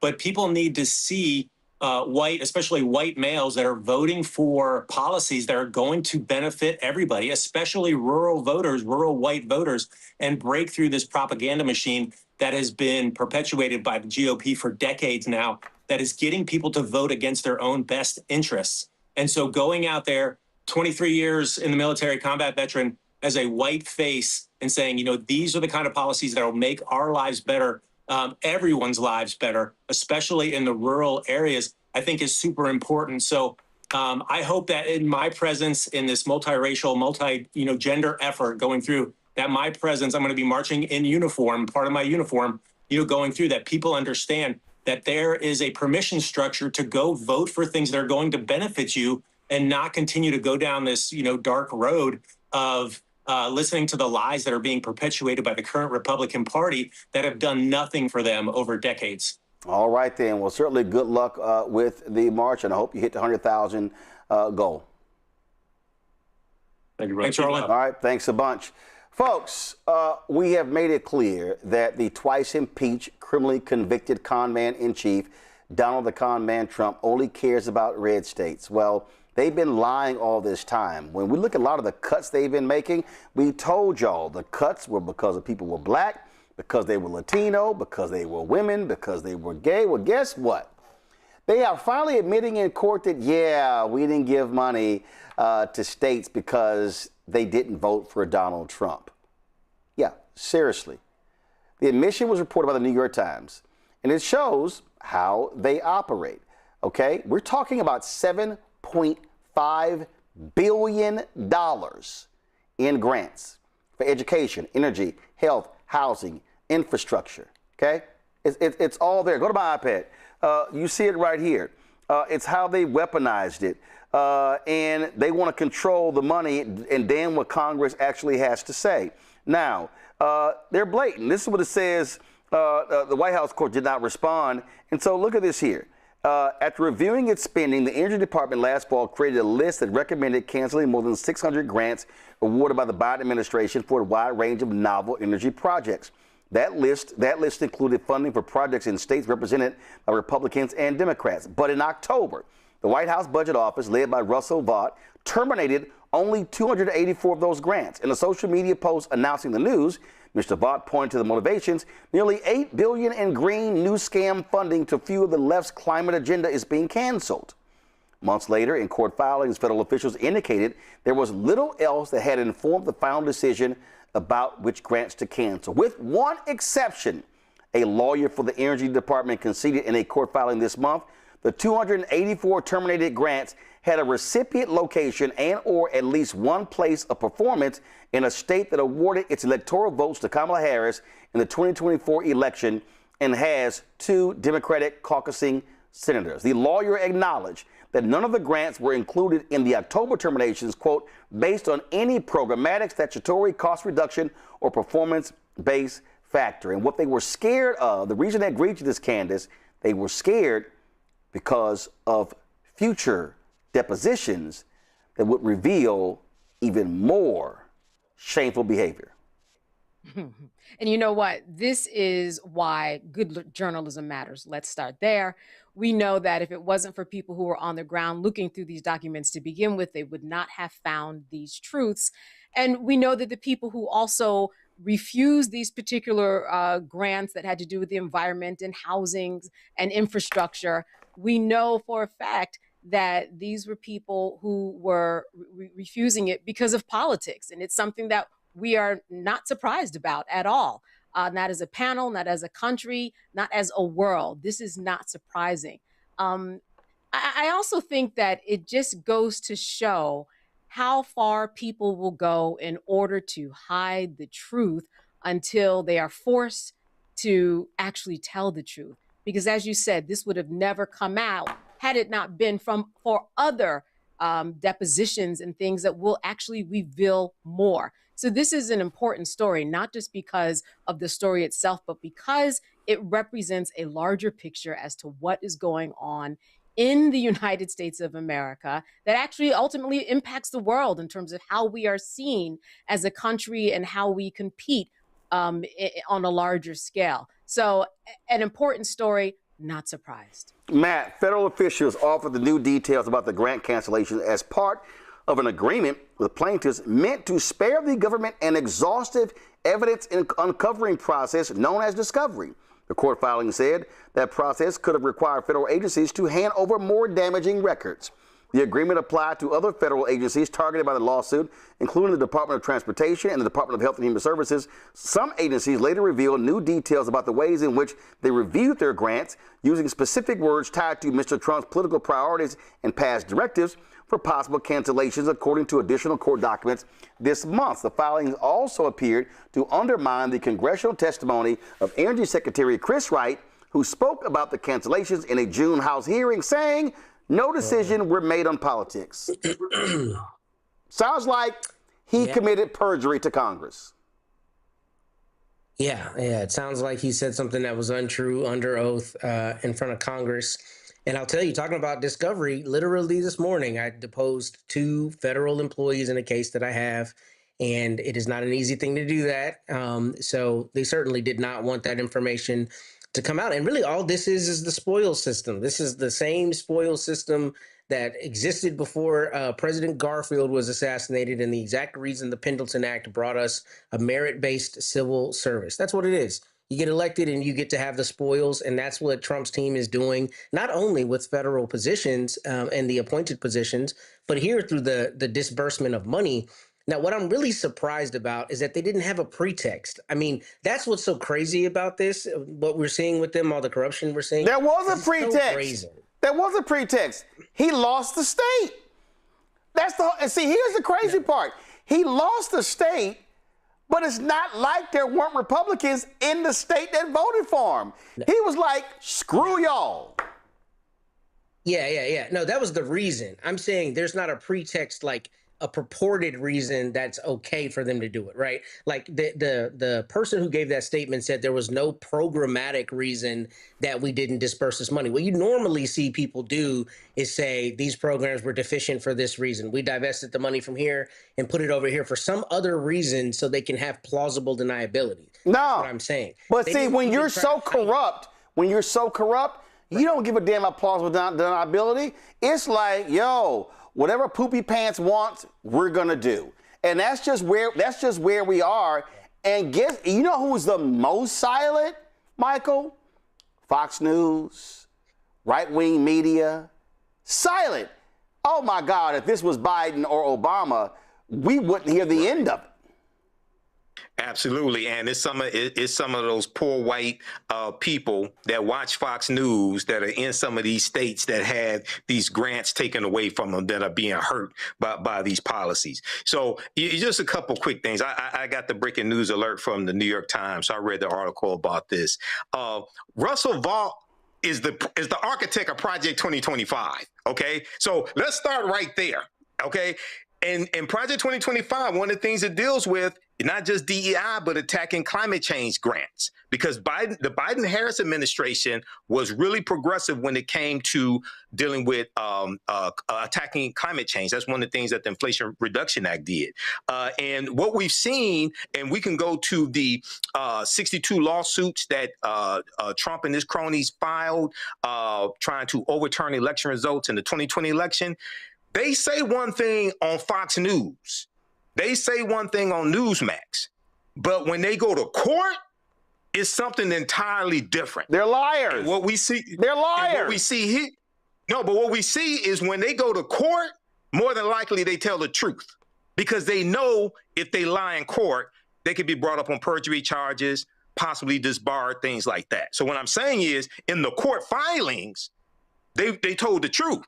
It's different than what they say on TV, on Fox News, at press conferences and things like that. Yes, so because as Candace and Matt will know, those lawyers are like, y'all ain't screwing up my law license. Exactly.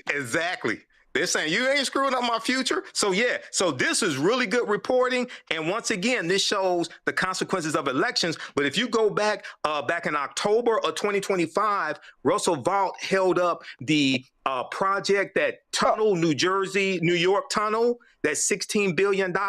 And when he said he was holding up, they were trying to root out fraud, what have you. But they also mentioned DEI, unconstitutional DEI.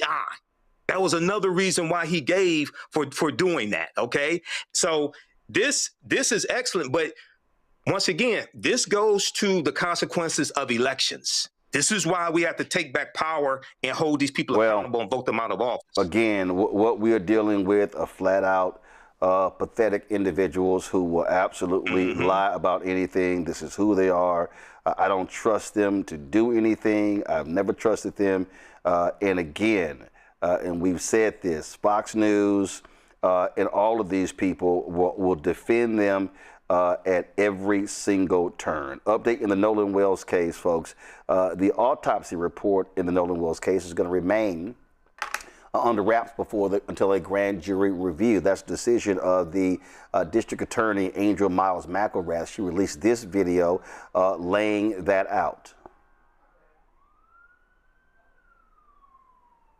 Let's get this to play. 1 second. I want to talk directly to the people of Jackson County. Our community is grieving the tremendous loss of Nolan Wells, who is loved and treasured by everyone. Nolan's family deserves answers, and our community deserves answers. Every death in the county, except those of natural causes and non-criminal car wrecks, are presented to your grand jury. Many people don't know that. We have handled death investigations in this manner my entire career. Nolan's case is being handled the same way, with the same care and the same commitment to the truth that we handle all death investigations.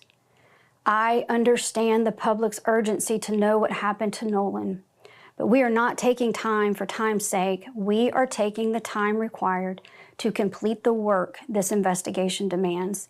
Since Nolan was reported missing, local, state, and federal law enforcement agencies have worked around the clock investigating what happened to him. Every piece of evidence must be examined. Every credible lead must be followed to its conclusion.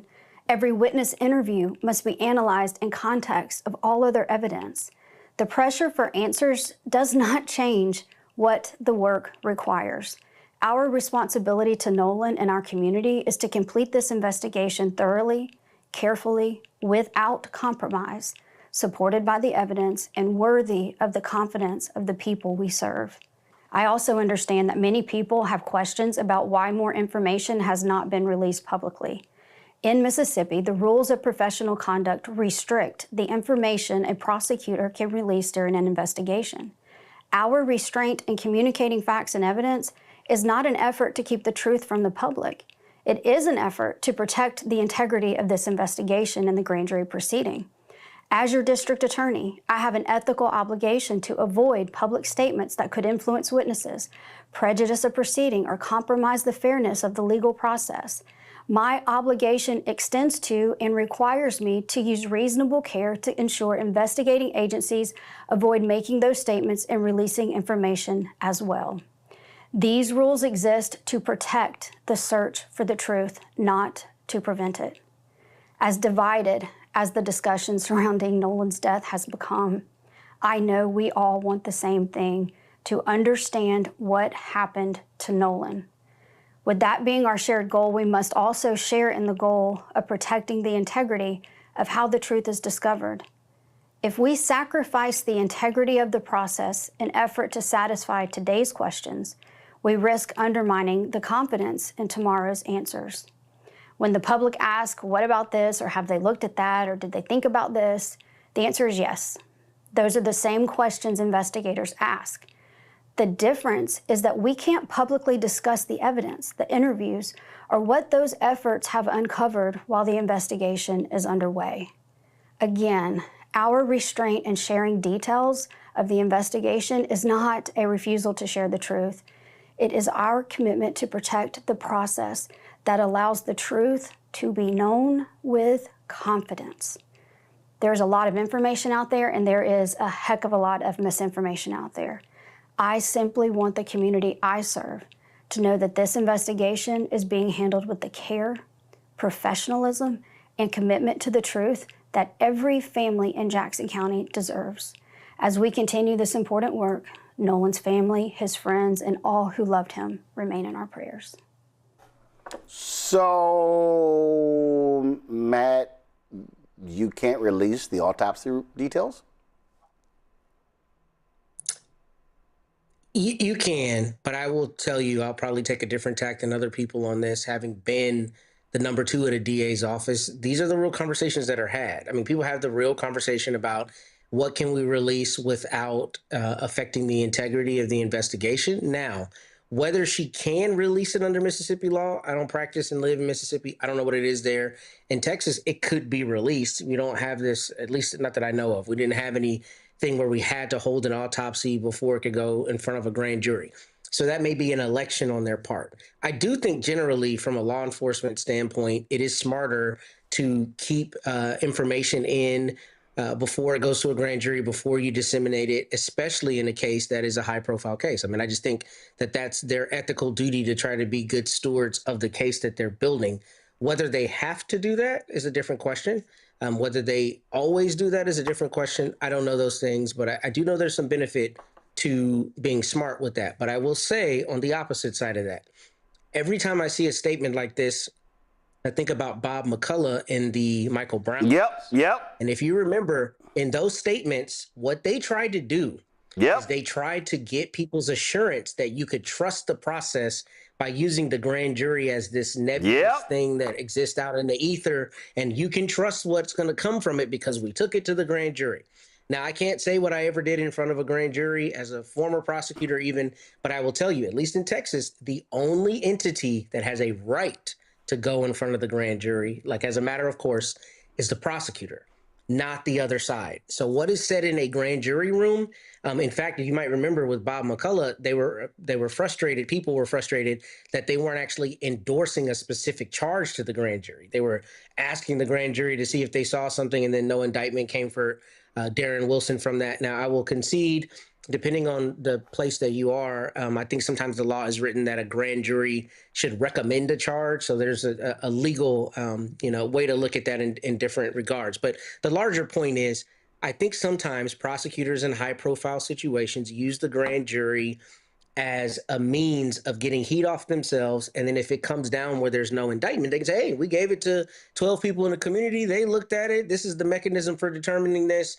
No blood on our hands. And I don't know that she's doing that here. I will say, I think this statement was more robust than a lot of times you see from prosecutors, at least explaining part of the law. But I also recognize that she's got her own interest, which is looking like she's handling this correctly and maybe re-election down the end of at the end of her term. And that calls into question what's actually going on behind the scenes. But I do think there is a valid time to keep information in, especially in a high profile case like this, especially where, there's going to be two contingents of people on both sides of however it comes down. There's going to be a group of people who are happy about the outcome and a group of people who are very unhappy about the outcome. And I think they want to control as much information going out at this point. So it makes sense to me logically, but I also think that there may be some space where they could totally release the autopsy without running afoul of the law, and maybe they're just choosing not to do that. Well, Candace, Matt decided to take your thunder. I was going to specifically ask you about that St. Louis case in terms of how they were like, well, we just took it to the grand jury and, they decided. I mean, this is giving me shades of that. And grand juries are sealed, right? So we don't know what that process is going to be. That will ultimately give us the decision after the grand jury process is complete. I think the other thing is that so far, they've released everything else. We've already had the police come to a conclusion that there was no foul play involved by like day or 2 or 3 after they found the body. We have information and audio and video and statements and people talking and press conferences. And now you want to stop at the autopsy? So we are already in a position where we have talked about this and any other case so much that your idea of an impartial jury and the Sixth Amendment right to a fair and public trial it's already kind of diminished, right? We know that people are going to go in there and they're going to have to be reversed in terms of their thoughts, because everybody has information about this case. And you're supposed to go inside, say, as a potential person, as on a jury, as an impartial juror, someone who can clean the slate and go in there. So even we have all this information, give us the autopsy too, because we have so much already. It doesn't matter. We have too much that we've been discussing. Even with what the autopsy has given us so far, this red spot at the back of Nolan's neck, we've been talking about that for days now. Everybody everywhere, people who could potentially be on the jury and everything. We also know this about what happens in a court of law. Who knows what evidence is even going to make it inside of the trial if it goes to trial. It all goes through a process where really the evidence you have to go through a process, and certain evidence makes it and certain evidence doesn't. So we don't even know what's going to be considered. So we might as well see what all of it is, because this is all part of the process in terms of us being taxpayers, keeping the lights on at the courthouse, paying the prosecutor, paying people who are on the jury. It's our right to see everything, and it's our right as the public to have access to everything starting now. Michael? Yeah, Roland. This does seem like somewhat of a diversion to take heat off of the district attorney's office, take heat off of the Jackson County Sheriff's Office, because we still, not only are we still waiting on the autopsy, but we're still waiting on the toxicology report from my understanding. Okay. And then if it does go to a grand jury, will there be a suspect? So, you know, I don't know the law there in Mississippi, but I know in other cases, they would at least, like here in the state of Michigan, they would at least release what the finding of the autopsy was. Now, they may not have a big press conference, right, but they may say what the cause of death was based upon the autopsy. Okay, so this doesn't give me a good feeling. Okay, this doesn't, and you know, I hope they do their due diligence. Everybody wants that, but when you start talking about the grand jury, and I understand the process, okay, but grand jury is not all it's cracked up to be, because it's just, as Matt said, it's just the prosecutor there presenting the evidence. You don't hear the other side, so it's not all it's cracked up to be. Well, bottom line is we know what happens here. Y'all, this came in late, and it shows you how stupid Donald Trump is. So he is so upset because the Smithsonian Museum of American History tells the truth that this fool has signed an executive order, go to my iPad, it's the New York Times, that he's ordering warning signs placed outside of the museum saying they're telling inaccurate history. So it said the unusual directive made through an executive order was a considerable escalation of the president's dispute with the Smithsonian and his history report. The order went so far as to suggest that the signage inform potential museum and visitors of locations where American history is better presented. The administration did not explain where the public would be redirected. Oh, that's great. So it's like, no, Michael, like, no, don't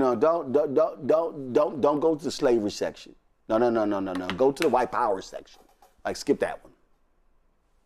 It's scary black people that they talk about in there. Warning. You know, is DEI, is revisionist history. They're talking about the country was stolen from Native Americans and built by slaves. Warning, they're lying. So once again, this man is sick. I mean, God, look, I've never seen anything as decrepit, as stupid as Donald Trump, who's ignorant of history but wants to go to war with historians. So just as the parental advisory stickers on music in the 90s and the 2000s caused more people to buy that music that had that type of language, maybe this will cause more people to go to these museums and support them and support Black-owned museums as well. Warning, it's scary black people in there. It's Nat Turner. It's the Haitian Revolution. Warning. So what can you say? This is the dumbest white man I've ever seen in my life. I'm sorry. Candace? you should always have somebody in your corner to tell you when you have a dumb idea. He just doesn't have those people. Because he's dumb. I mean, this is par for the course. Every single idea he has, he tries to carry it out. And as you said, unsuccessfully, right? Because these signs aren't even complete in terms of what they should go to and what they shouldn't go to. I keep just saying, I'm not surprised, but it's also a lesson to be learned in terms of how he functions and how he just does what he wants to do. It's amazing to see him in action. And I got to be honest, there are a lot of lessons to be learned. You know why? You say something, you do something enough, people will eventually begin to believe in your product and endorse you. And that's how he's gotten a lot of people on his train, because he does exactly what he wants. He's an insane idiot, Matt. Yeah, this is true. Yeah, man, you know you're down bad if you're beefing with the Smithsonian. I mean, that on my God, for 2023. put up some warning signs. I have white fragility.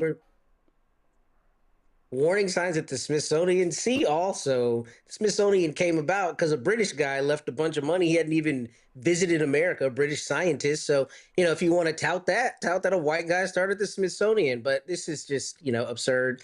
I love the way Candace framed that. He doesn't have anybody in that White House who will tell him that he has a dumb idea.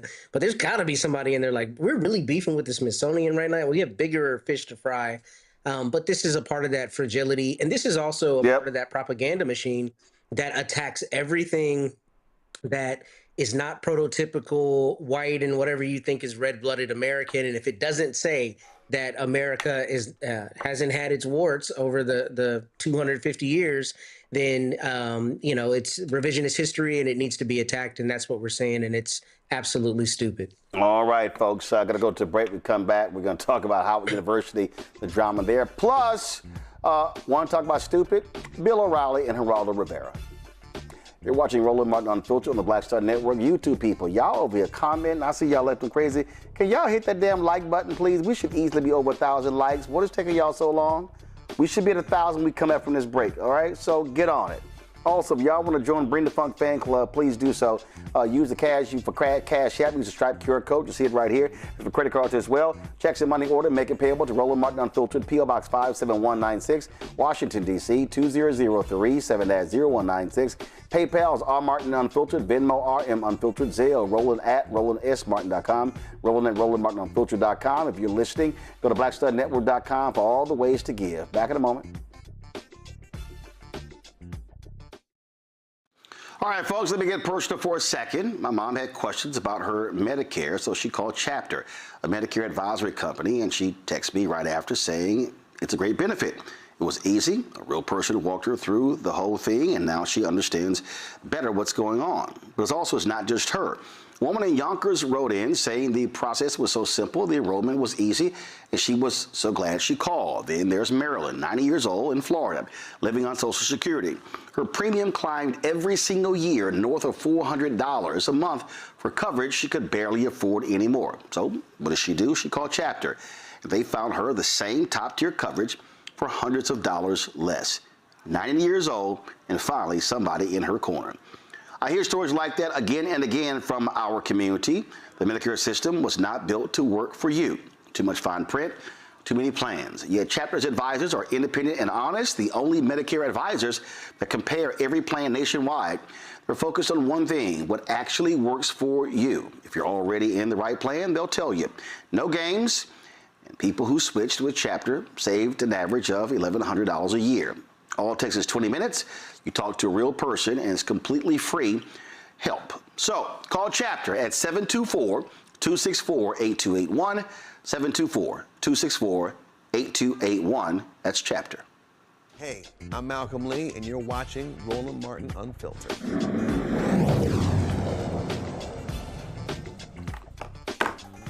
All right, folks, it has been 48 hours of a lot of drama at Howard University. More than 500 students were disenrolled due to failing to pay fees, and folks have been all over the place. Lots of blame game.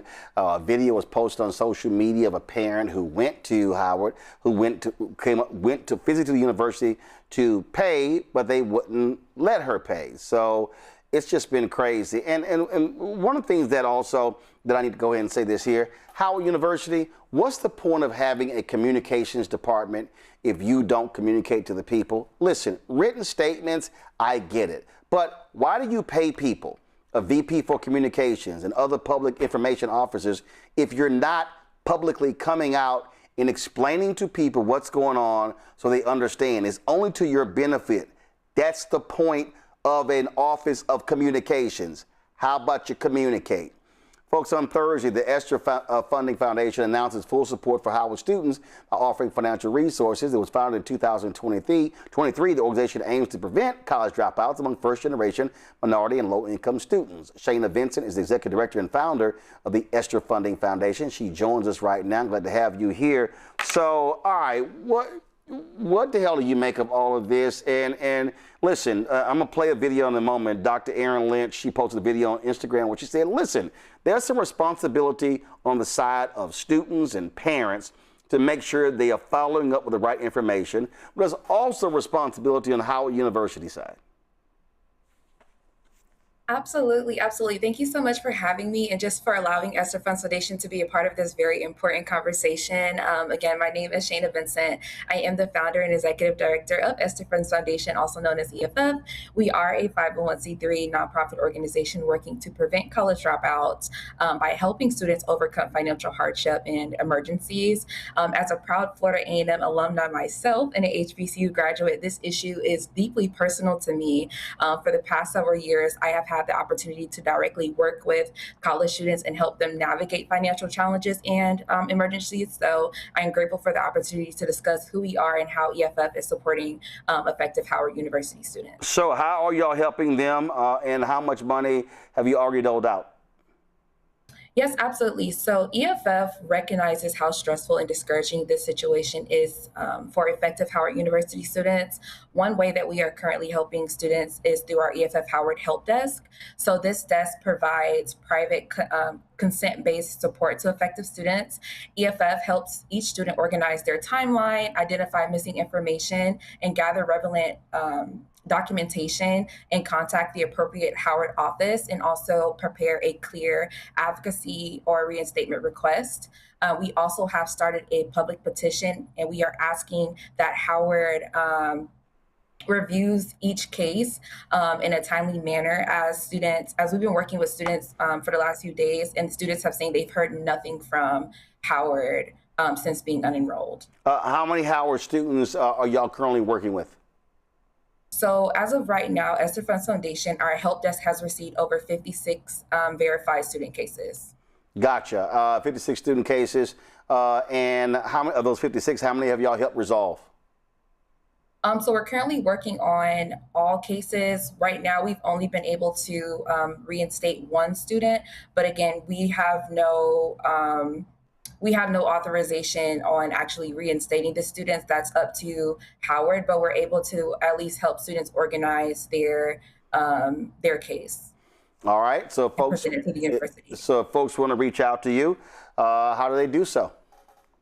Yes, students and family and parents can reach out to nationals@estherfundsinc.org. We also have organized an emergency balance relief fund. So we're currently raising funds to help eligible Howard students with verified balances to pay off their balances if that is affecting them from returning back to Howard. Got you. Real quick from the panel, any questions? No questions. Well, I'm wondering. Just thank you for helping. Go ahead, Candace. I'm just wondering, what is the miscommunication that you are seeing? Because often, and I went to Howard, Matt and I know about the A building and the administration building. We can talk about that another time. But, oftentimes these cases and financial aid are pending. Or information is not communicated, the system is not caught up. I mean, I can't believe we're still talking about this in 2026, but that's how it was when I went there and would be up at 4 a.m. trying to get in line in order to talk to someone. So are you finding that that's what the consistent story is that it's a financial aid pending problem, or is it a miscommunication problem? They just didn't know. What are the 56 people telling you?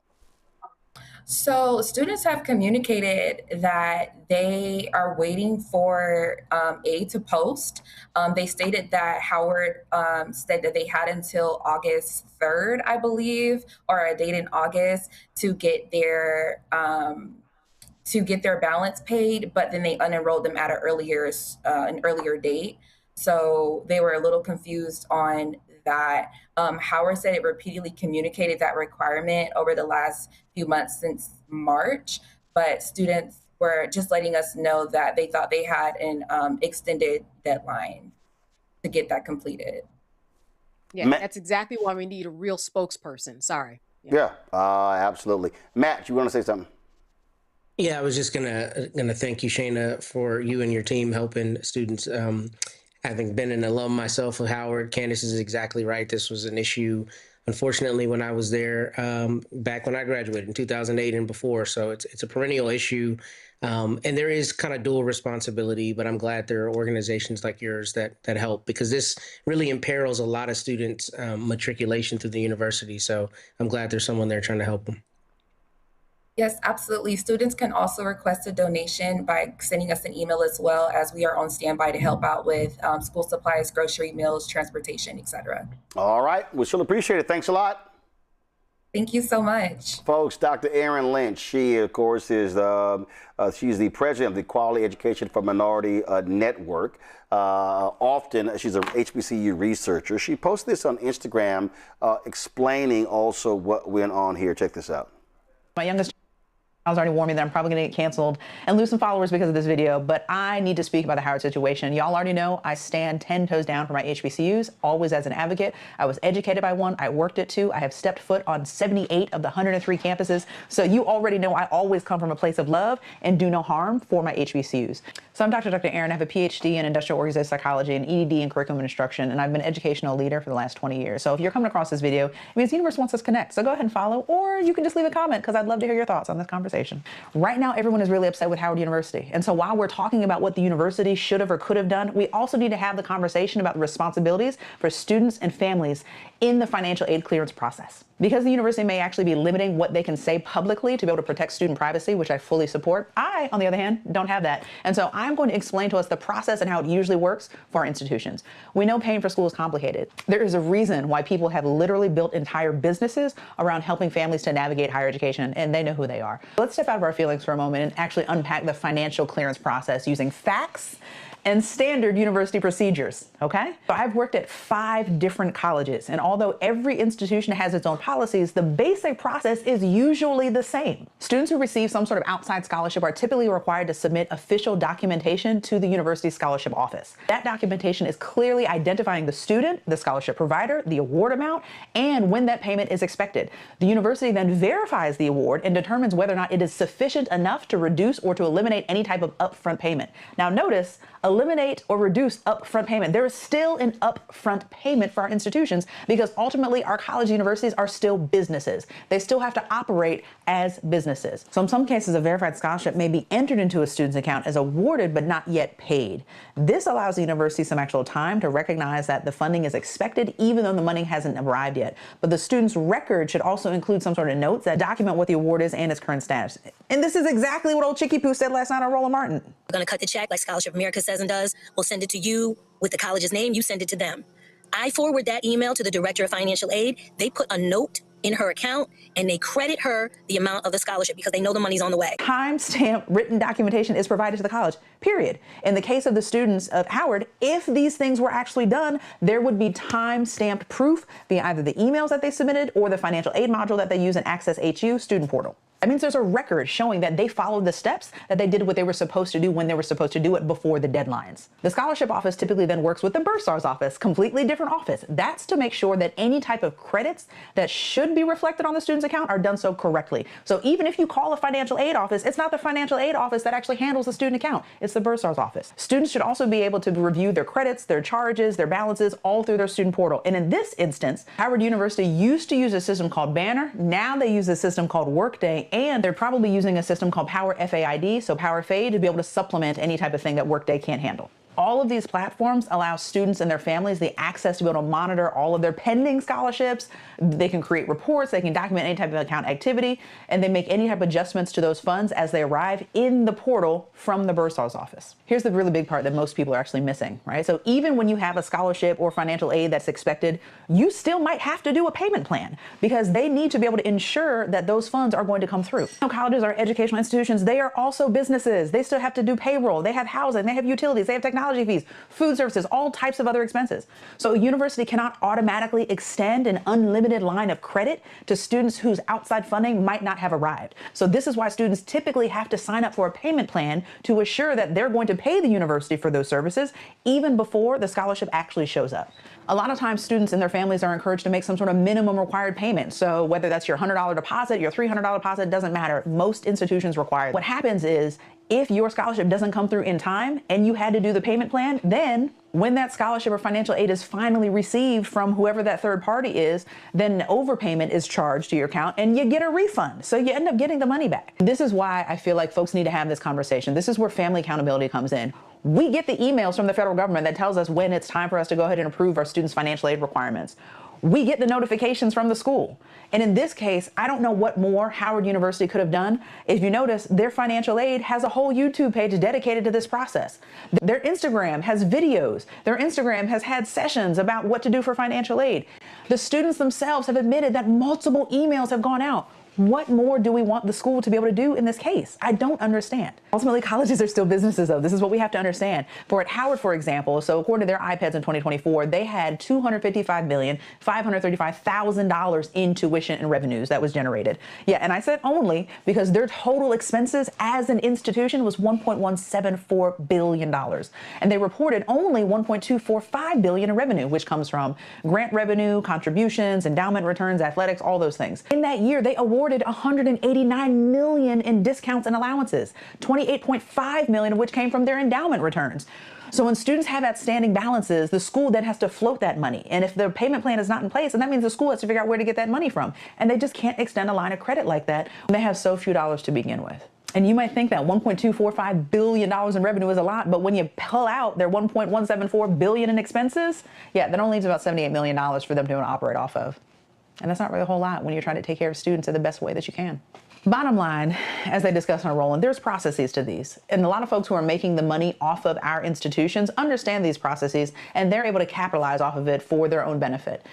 I would say we need to ask the hard question. We need to understand that there are two sides to this coin. And so asking the tough questions might not be comfortable, but we can't lay the blame completely at the feet of our institutions. Particularly, they sent out multiple emails. They have well-documented processes. They have a YouTube page that gives all the videos. They have an Instagram page in which they have shown that they've had multiple sessions to be able to help people to prepare for this. This is a situation in which our feelings have gotten in the way of the actual facts. And so I beg you all to dig a little deeper. And before we start doing all of this public bashing of the institution, that we remember that there are two sides to the story and two sides to this coin. My youngest child's already warned me that I'm probably going to get canceled. All right. And lose so, Matt, I'm going to start with you. You said you went to Howard. Why the hell couldn't Howard do this video? I mean, this is what is dumb to me. What Aaron laid out were just flat out facts. Again, sending out a press release doesn't do it. I literally got more information in her 6-minute video than I've probably gotten from Howard's press releases in the almost 8 years I've had this show. Well, first, I love alma mater, so let me start with that. But in my love, I will say that, we got to be held accountable. I don't know why they're taking that communications tack. I think it's always helpful to at least get your narrative out there. I'm not a communications professional, but it's just like the conversations we've recently had about Fisk and how they've got, their issues and they're not talking about them until you had Dr. Clark on here a couple of weeks ago. So I think Howard should explain this. But I think there are a lot of things that add contour here that I'm wondering about that I think may give a fuller picture. First, in my time at Howard, I graduated in 2008, right? And I remember, if I remember correctly, the number that Howard got from Congress annually was like $260 million. I'm interested in knowing how that's changed, if it's changed. I think you've talked about it on the show, but I don't recall, number one. Number two, though, these are incoming freshmen. So I do think that there's got to be a question of what percentage of these people just didn't know the process, information wasn't disseminated. I mean, yes, there's an individual accountability part of it, but also these are people who are moving from across the country to go to the greatest university on earth, if you ask me. And there are things that are going to be lost in translation. And I don't know how much of that is personal. People were overlooking things. I will tell you my literal story. I didn't even get a letter of acceptance from Howard until I called Howard to see if I was going to be accepted back in 2004. And I'm standing in my parents' living room, and a woman deadpan told me on the phone, "Congratulations, you've been admitted to Howard University." Sometimes universities don't get it right. They didn't even send me a letter until after that point. My point is, sometimes processes don't work the way they're supposed to work. I don't know how much of that happened in this situation. But the other problem is Howard is a unique institution in that I think it gets obviously outsized attention on the university. I think it's the largest HBCU, but we're also an HBCU that commands a lot of influence. No, it's not. Honest. And I think, no, it's not. I think, yeah. No, it's not. I think it's not the largest HBCU. Oh, I thought it was. No, it's not. It hasn't been the largest HBCU in years. It's not the largest HBCU. No, it's not the largest HBCU. The reality is Morehouse, Spelman, Florida A&M gets as much attention, has been in the headlines as Howard as well.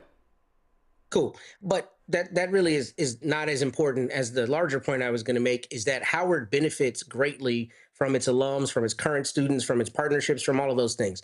So my point with that is I don't think it's a one-to-one comparison of just, dollars and cents in terms of whether the university has a benefit to floating lines of credit. Now, that can't be interminable, no question. But I mean, the reality is at any institution, in my time at Howard, there were people who never had financial aid issues. There was always somebody who could find the money. There was always a way to make their account balance. And that's the reality of how things work. And I think Howard benefits from a student body that is, very enterprising, like a lot of the other schools you mentioned. And I don't think it's as simple as just dollars coming in, dollars going out. But knowing more about the phenomenon, I think it's hard to analyze this in a vacuum. But the problem that you have here, Candace, we're not talking 30 or 40 students. We're talking 500. That's a lot of people. And there are many universities that have incoming students who have to pay balances. And this is not the first year Howard has had to deal with this. Last year, there was a massive drama over students who were graduating who found out that they had owed fees from a year or two earlier. Well, we had an intern here who was in tears because, what was the number, Carol? I think they hit her. They hit her, like, she's 2 days from graduation. They're like, "Oh, you owe $6,000." And she was no, it was like a week before. And another one of our interns, literally her parents had to go apply for a loan to pay the money off so she can walk across the stage, and here the family already bought tickets. All I'm saying is, if you keep having these issues, you have an internal problem.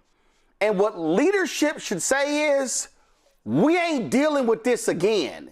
Fix the internal financial problem because it's a black eye on the institution. And it has been for decades. And Matt and I are here to tell you that firsthand. And you can hear from other people. But this is just like with the Miss Spelman pageant, where administration put out information and there was no face.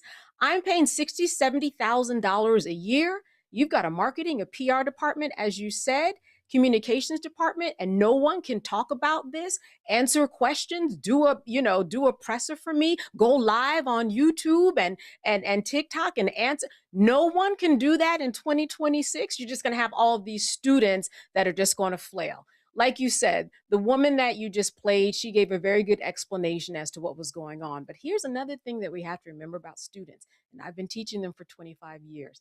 Some of them just don't get it because this is all new to them.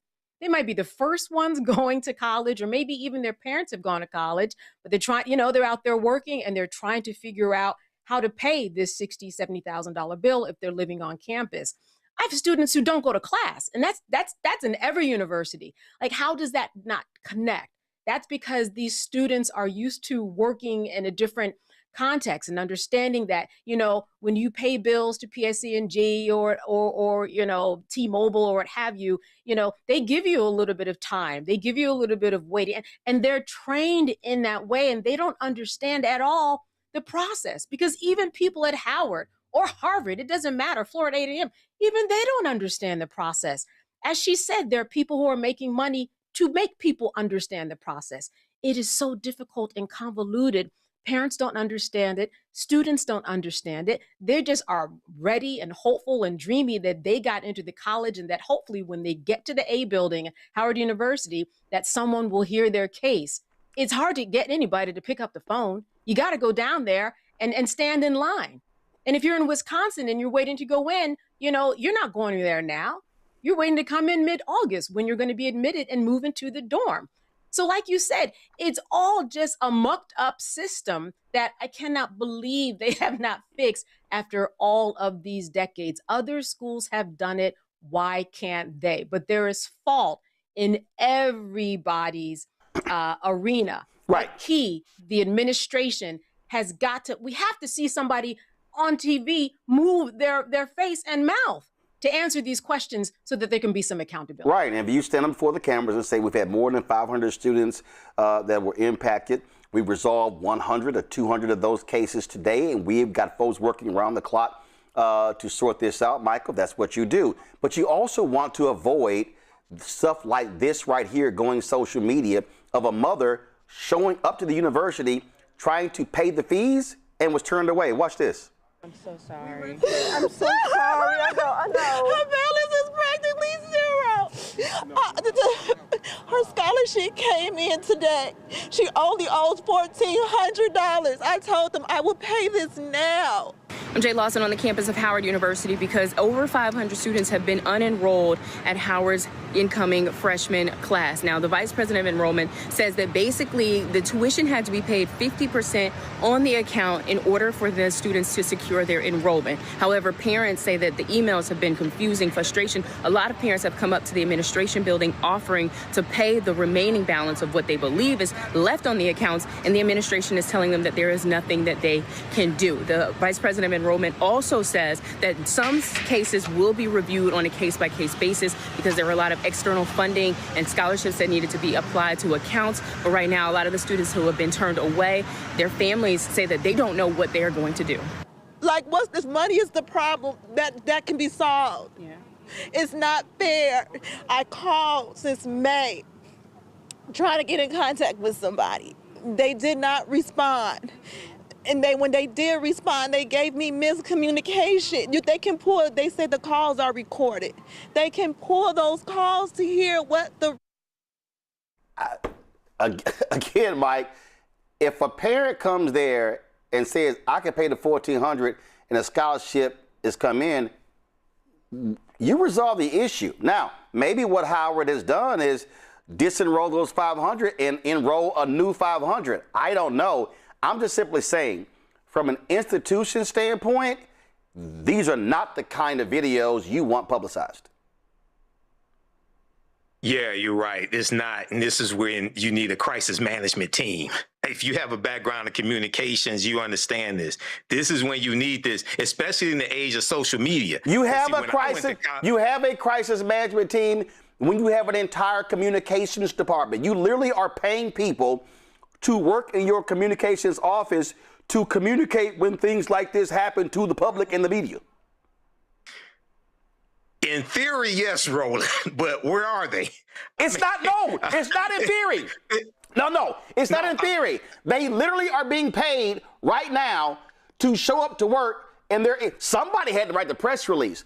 All I'm saying is you got a lot of people. Wayne Frederick, you got a lot of people, okay, no, Matt, you like frowning. When I see a lot of people, you don't need 500.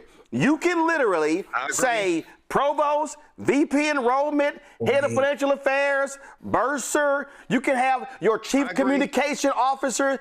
All I'm saying is this ain't a good look, especially all this also why it's not a good look. It's also not a good look when you are seeing record enrollment at HBCUs, and so you don't want the students who are juniors or sophomores saying, "Hey man, I ain't gonna consider going to Howard because, man, I'm not trying to go through that nonsense." Because some of the people who got denied were Bill Gates scholars, Jackie Robinson Foundation scholars. These ain't shade tree scholarships. Right. So I understand they have a communications department. What I'm saying is they have to do their jobs. That's why I was saying, where are they? That's what I mean. Where are they? Okay. Now I understand the deadline was July 10th. I'm not sure the date of that video of the parent you just showed. Okay. But you know, I agree with Candace also, because I remember when I was a freshman, luckily, my mother had graduated from my alma mater, Wayne State, so I had somebody to help me through the process, and my dad helped me through the process. But if you have a freshman, maybe they're the first ones in their family to go to college or graduate from college, right? Even though the university, according to the reporting, sent out notifications by email, personalized financial aid information, et cetera, things like this, if there are multiple dates, you got somebody 17, 18 years old, they could get confused by it, okay? So you got to have your crisis management team actually out there doing their job, trying to solve this. And, you know, the other thing is yeah, you're dealing with deadlines, and sometimes people get confused of, well, I have this money coming. They say I'm getting this amount from financial aid, so maybe I don't need to do the payment plan. Well, based upon the video that you showed, the previous video, and looking at the reporting, even if you have the funds coming, you still have to do a payment plan to have a certain percentage in by a certain date. So this is a mess. My heart goes out to them. But hopefully, you know, there's some solutions here. Hopefully they can salvage this, but this does not look good for Howard University. Well, this was the press release posted on their website. Their media contacts are Lydia Sermons or Carol Wilkerson. I'm saying y'all need to get in front of a camera. I can't imagine if a mother says a balance is $1,400 and a scholarship just came in today, and if she comes up there and say, I can pay the $1,400 right now because scholarship came in, how do you not resolve that so you don't have a crying mother and daughter going out to the cameras? Matt, go ahead. So I do want to speak on that. I mean, I remember when I was in school, I don't know if it happened to me. I'm sure it did, because I had to fund my education with student loans. But they used to purge people, is what it was called. And probably when you were still there as well, Candace, they would purge people, but then they would give them time to come in. Now, obviously, this is freshmen coming in, 500 people from this class, but I suspect Howard is going to say that they're going to, like she said, I think the reporter said they're going to review cases, you know, case by case. So I don't know that all 500 people are going to be barred from going to Howard. They may make other decisions to go. But I mean, even in my time there, almost 20 years ago that I graduated, they would purge people out and they had a system for people coming back in. I don't know how they've changed it since, but that this is a common thing. Now, it is a problem that it's a common thing, but I suspect all of those people aren't going to be blocked out forever, because in my own time, I saw that people would get purged and they would be able to go back to the school. So I don't know what that process is going to look like. And also, I think the school may be taking time to investigate this before they jump out and give information, and then that information is false. So I agree with you. I think they should address it head on, but I can also see the benefit of trying to make sure you have good information before you disseminate things. Absolutely. Listen, you know, in 2024, you had some 11,000 students at Howard University. North Carolina A&T, the largest HBCU in the country, has 13,000 students. And all I'm saying is you don't hear these stories at other large HBCUs. If I'm in administration, I'm asking, why is it just us? I got to get to the last two things. I got to show two right-wing idiots. First and foremost, Bill O'Reilly and Geraldo Rivera had a conversation regarding Donald Trump in the election. And if you want to see a completely old and decrepit hypocrite, all you got to do is listen to Bill O'Reilly. You want to see stupidity? Here you go. And the reason that I'm successful is I work my butt off, all right? And I understand how America works. I understand the folks, okay? You understand the folks too, but at a different level. I understand. The difference is that that 77 million people who voted for Donald Trump think that the establishment media is dishonest in this country. So I stepped up and developed a product, all right, products, books, radio, television, whereby they can access somebody who isn't corrupt, me. All right, you're not corrupt. I agree with you, and that's what I love about you. But let me ask you, did President Trump lose the 2020 election? Yes or no? There's no evidence that he won the election. So evidence is, and you know this because you're a lawyer. Like he lost. Evidence is that you can take it to a federal grand jury and litigate whatever the crime may be. That has not happened. That is a fact. Okay? So there isn't evidence in play. There's no evidence that he won the election because he lost the election. Okay. He lost it. You're entitled to that opinion. He unleashed this anarchy on the capital of the heart he of didn't the do democracy. That just happened.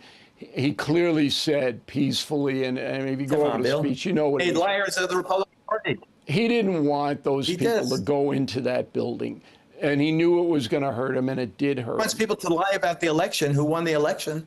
It's not a lie. It's an opinion. There's a difference between a lie and an opinion, and you got to understand that difference. I'm sorry. The Crypt Keeper just said, I started all these products because the media is corrupt so people can get the truth. So now I'm going to lie about the election. Geraldo, that's your opinion. That's not fact. It's a fact he lost. Like, dude, you literally destroy your own argument because you're a liar. Oh, also go to my iPad. You're not corrupt, but you did pay $32 million to settle a sexual harassment lawsuit. So you are that. Candace?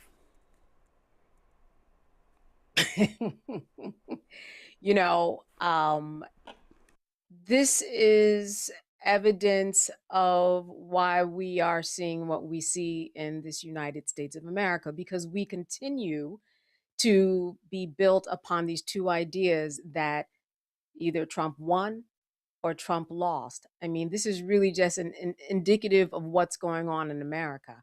I am not surprised by their exchange.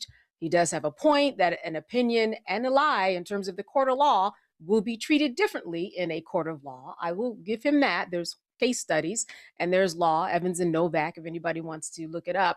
But this is not surprising that they would be arguing like this. It really sounds like they're just filling time too. It doesn't even sound like they're taking themselves seriously. It doesn't sound like they think anybody would actually take them seriously. The fact that they're both still on air, I think they're both very grateful. And this is why they're on opinion-related shows and not the real news. Michael? it's good to see the disgraced Bill O'Reilly. I remember when he had to settle that sexual harassment lawsuit at Fox News, and when he left Fox News with his tail between his legs. That was a good day for America. You know, these people are mentally deranged. He didn't want to come out and say that Donald Trump lost the election. So he just wants to say, well, there's no evidence that he won. No, he lost. Okay. And he doesn't. And if he came out and said he lost the election, then he would lose a lot of his followers to his podcast. All right. So, yeah, you know, these are some really sick people. They're comical in one sense, but they have millions of people that listen to them.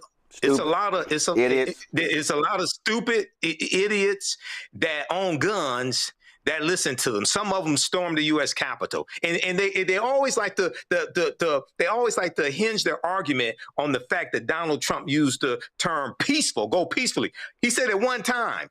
But while they were storming the Capitol and beating the hell out of police officers, Donald Trump sat there in the White House and watched it for 187 minutes and did absolutely nothing. What's peaceful about that, Bill O'Reilly?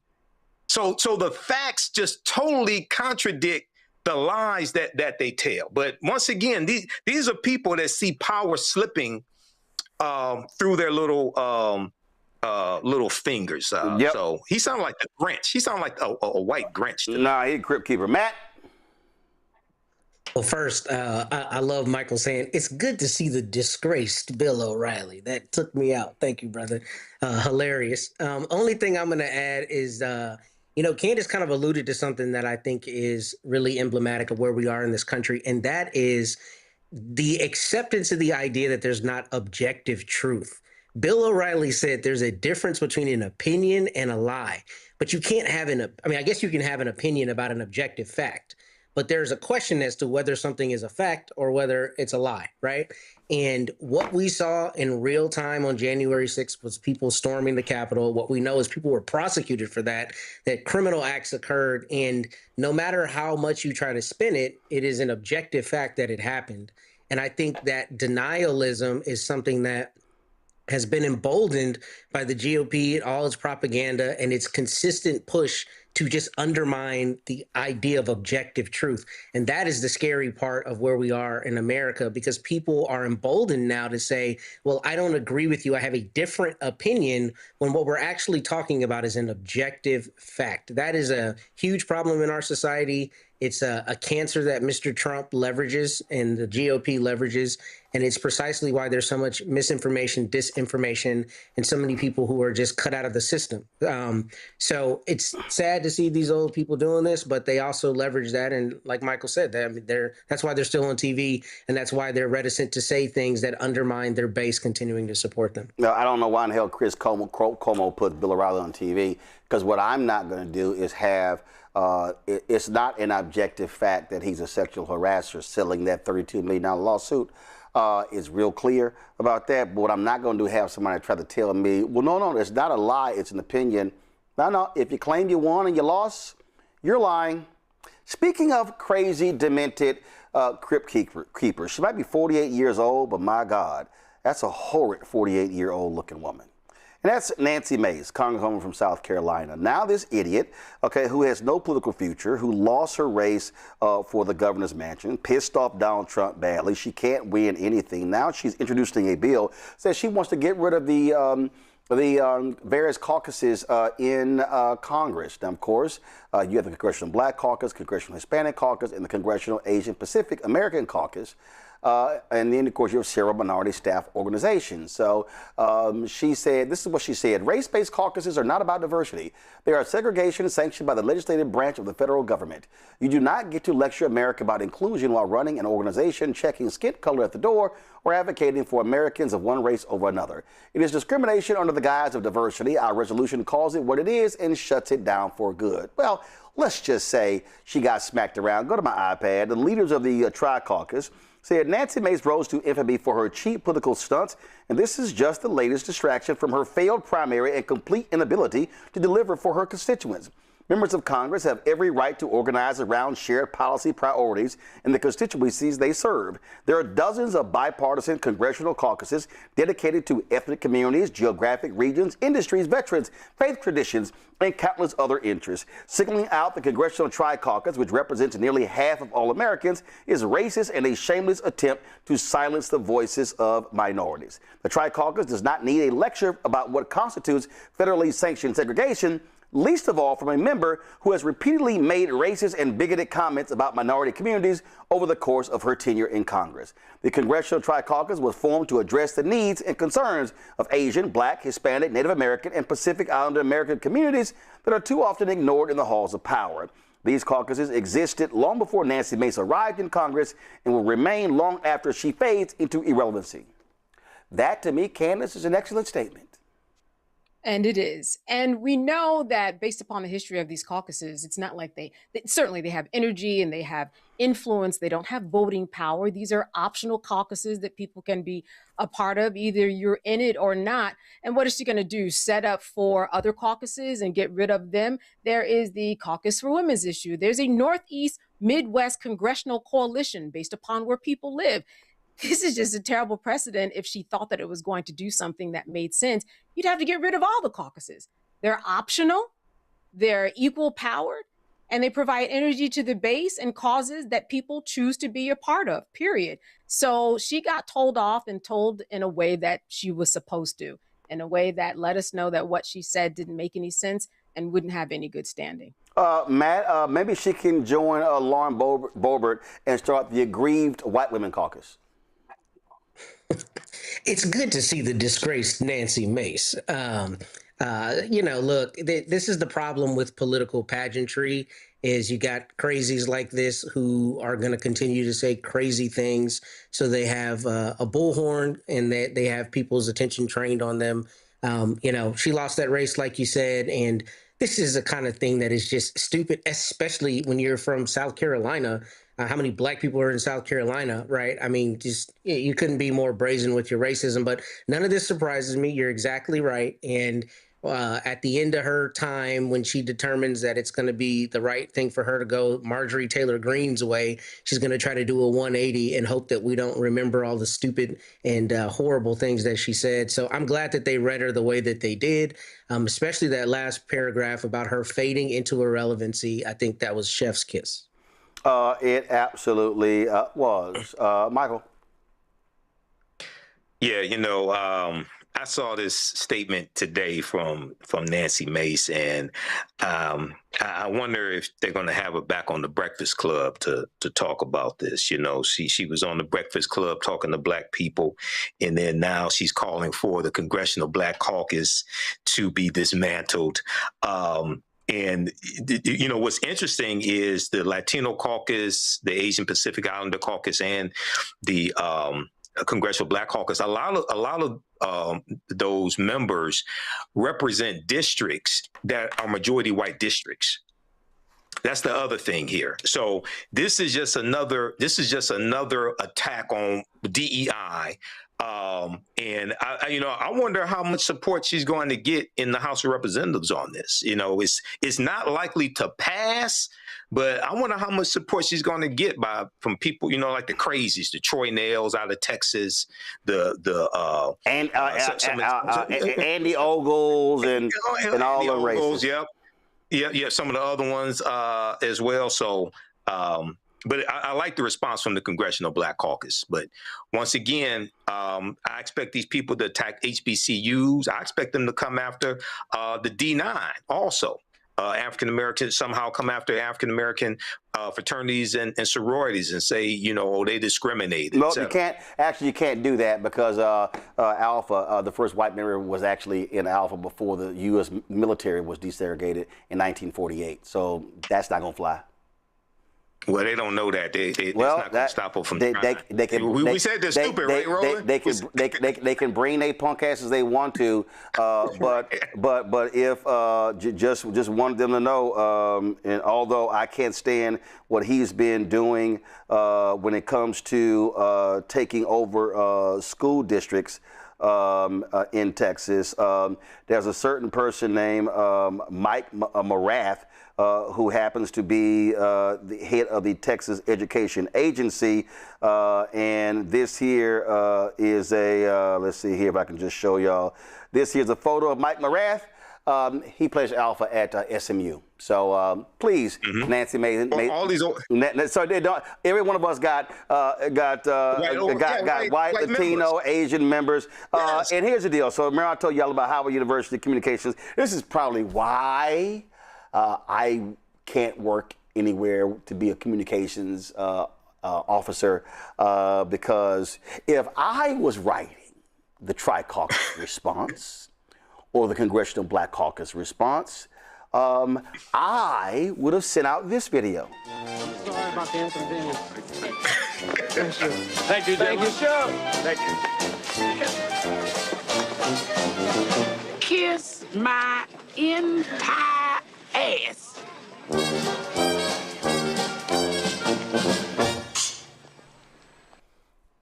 That's what I would have sent. I'm just saying. All right. That is it for us. Let me thank Candace, Matt, Michael. I appreciate it. Thank you so very much. All right, y'all. That is, yes, I would totally kiss my entire ass. All right, y'all. That is it. Hey, if y'all want to support the work that we do, join our Bring the Fuck fan club. Y'all can support us, of course, via Cash App using Stripe QR code. You see it right here. That's for credit cards as well. Checks and money order. Make it payable to Roland Martin Unfiltered. And, of course, P.O. Box 57196, Washington, D.C., 20037-0196. Then, of course, PayPal is R. Martin Unfiltered. Venmo is RM Unfiltered. Zelle, Roland at RolandSMartin.com. Roland at RolandMartinUnfiltered.com. So you can catch us there. Then, of course, we want you to download the Black Star Network app. Apple phone, Android phone, Apple TV, Android TV, Amazon Fire TV, Roku, Samsung Smart TV. Get our Black Roland Martin Unfiltered swag. And so we want you to go to shopblackstarnetwork.com, shopblackstarnetwork.com to get our swag. We certainly would appreciate if you would do that. Also, we got America at 250 shirts with some great quotes. I think y'all would really, really, really enjoy that. Also, all of these products that you see here, these are our products, all black-owned companies, and so we want you to please support them. When you buy those products, you also are supporting this show, and so we certainly appreciate if you do that. And again, these are all black-owned companies. You know, we spend lots of time talking about our support for black-owned businesses. We created this marketplace segment because we wanted to give these black-owned companies an opportunity to share their products, an opportunity for you to buy from them. A lot of them do not have the marketing that you would expect. You know, they don't have the marketing to be able to spend lots of money. And so by doing this allows us to give them as much attention as possible. And so that's why we do this. And again, when you buy these products, when you buy from shopblackstarnetwork.com, that's what we want you to do. When you buy from them, you also are supporting this show as well. And so please support these companies. All right, folks.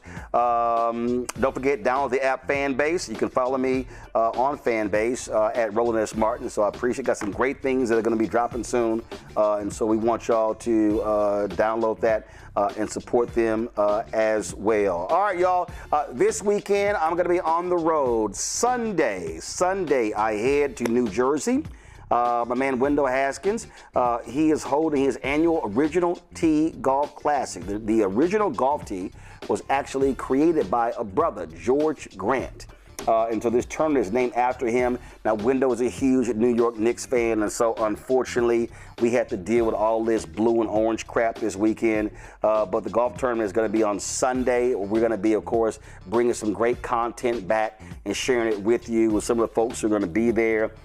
Then, of course, on the next day, I'm going to be in Detroit. So I'll be broadcasting Monday's show from Detroit. A man, Jalen Rose, who truly has an awful golf swing. He has his 16th annual Jalen Rose Leadership Academy Celebrity Golf Classic. And so at TPC, Michigan. So I'm literally leaving Philadelphia early Monday morning to fly to Detroit to show support for Jalen, but also to do the show from there. He's doing some amazing things there with his charter school. And so I want to be able to show support. And again, show support for Wendell, show support for Jalen as well. And so, the money raised by these charities are benefiting African-American interests. What Wendell does with his golf tournament, that's benefiting African-Americans who are in golf. They've been able to support some amazing golfers over the years. And in fact, if you look at the LPGA Tour, there is a young woman who's on the LPGA Tour. Her name is Amara Avery. Amara Avery, I played with her in one of these tournaments when she was 12 years old. She played in this tournament several times. As a matter of fact, it was an amazing experience playing with her because in my group was Beverly Johnson, who Wendell had previously supported for the tournament. It was, and then also it was Lee Elder, the great golfer Lee Elder. We were all in the same group. Well, Amara Avery is now an LPGA golfer. She actually plays on their secondary tour. She became the first African American to win on that tour.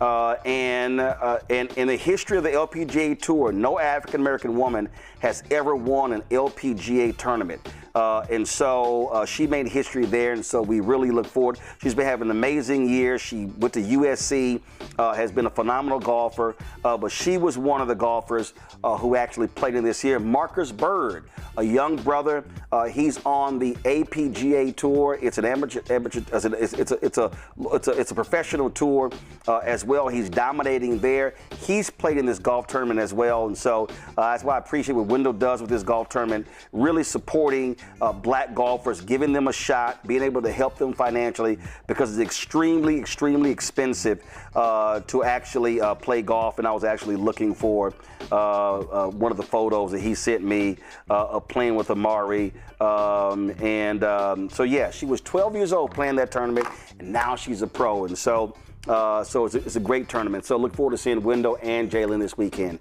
And so again, we're going to have some great content from both to share with y'all right here on the show. Folks, that's it. Y'all have a fantastic weekend. Enjoy yourselves, stay safe, and remain unapologetically black. I'm going to see y'all on Monday.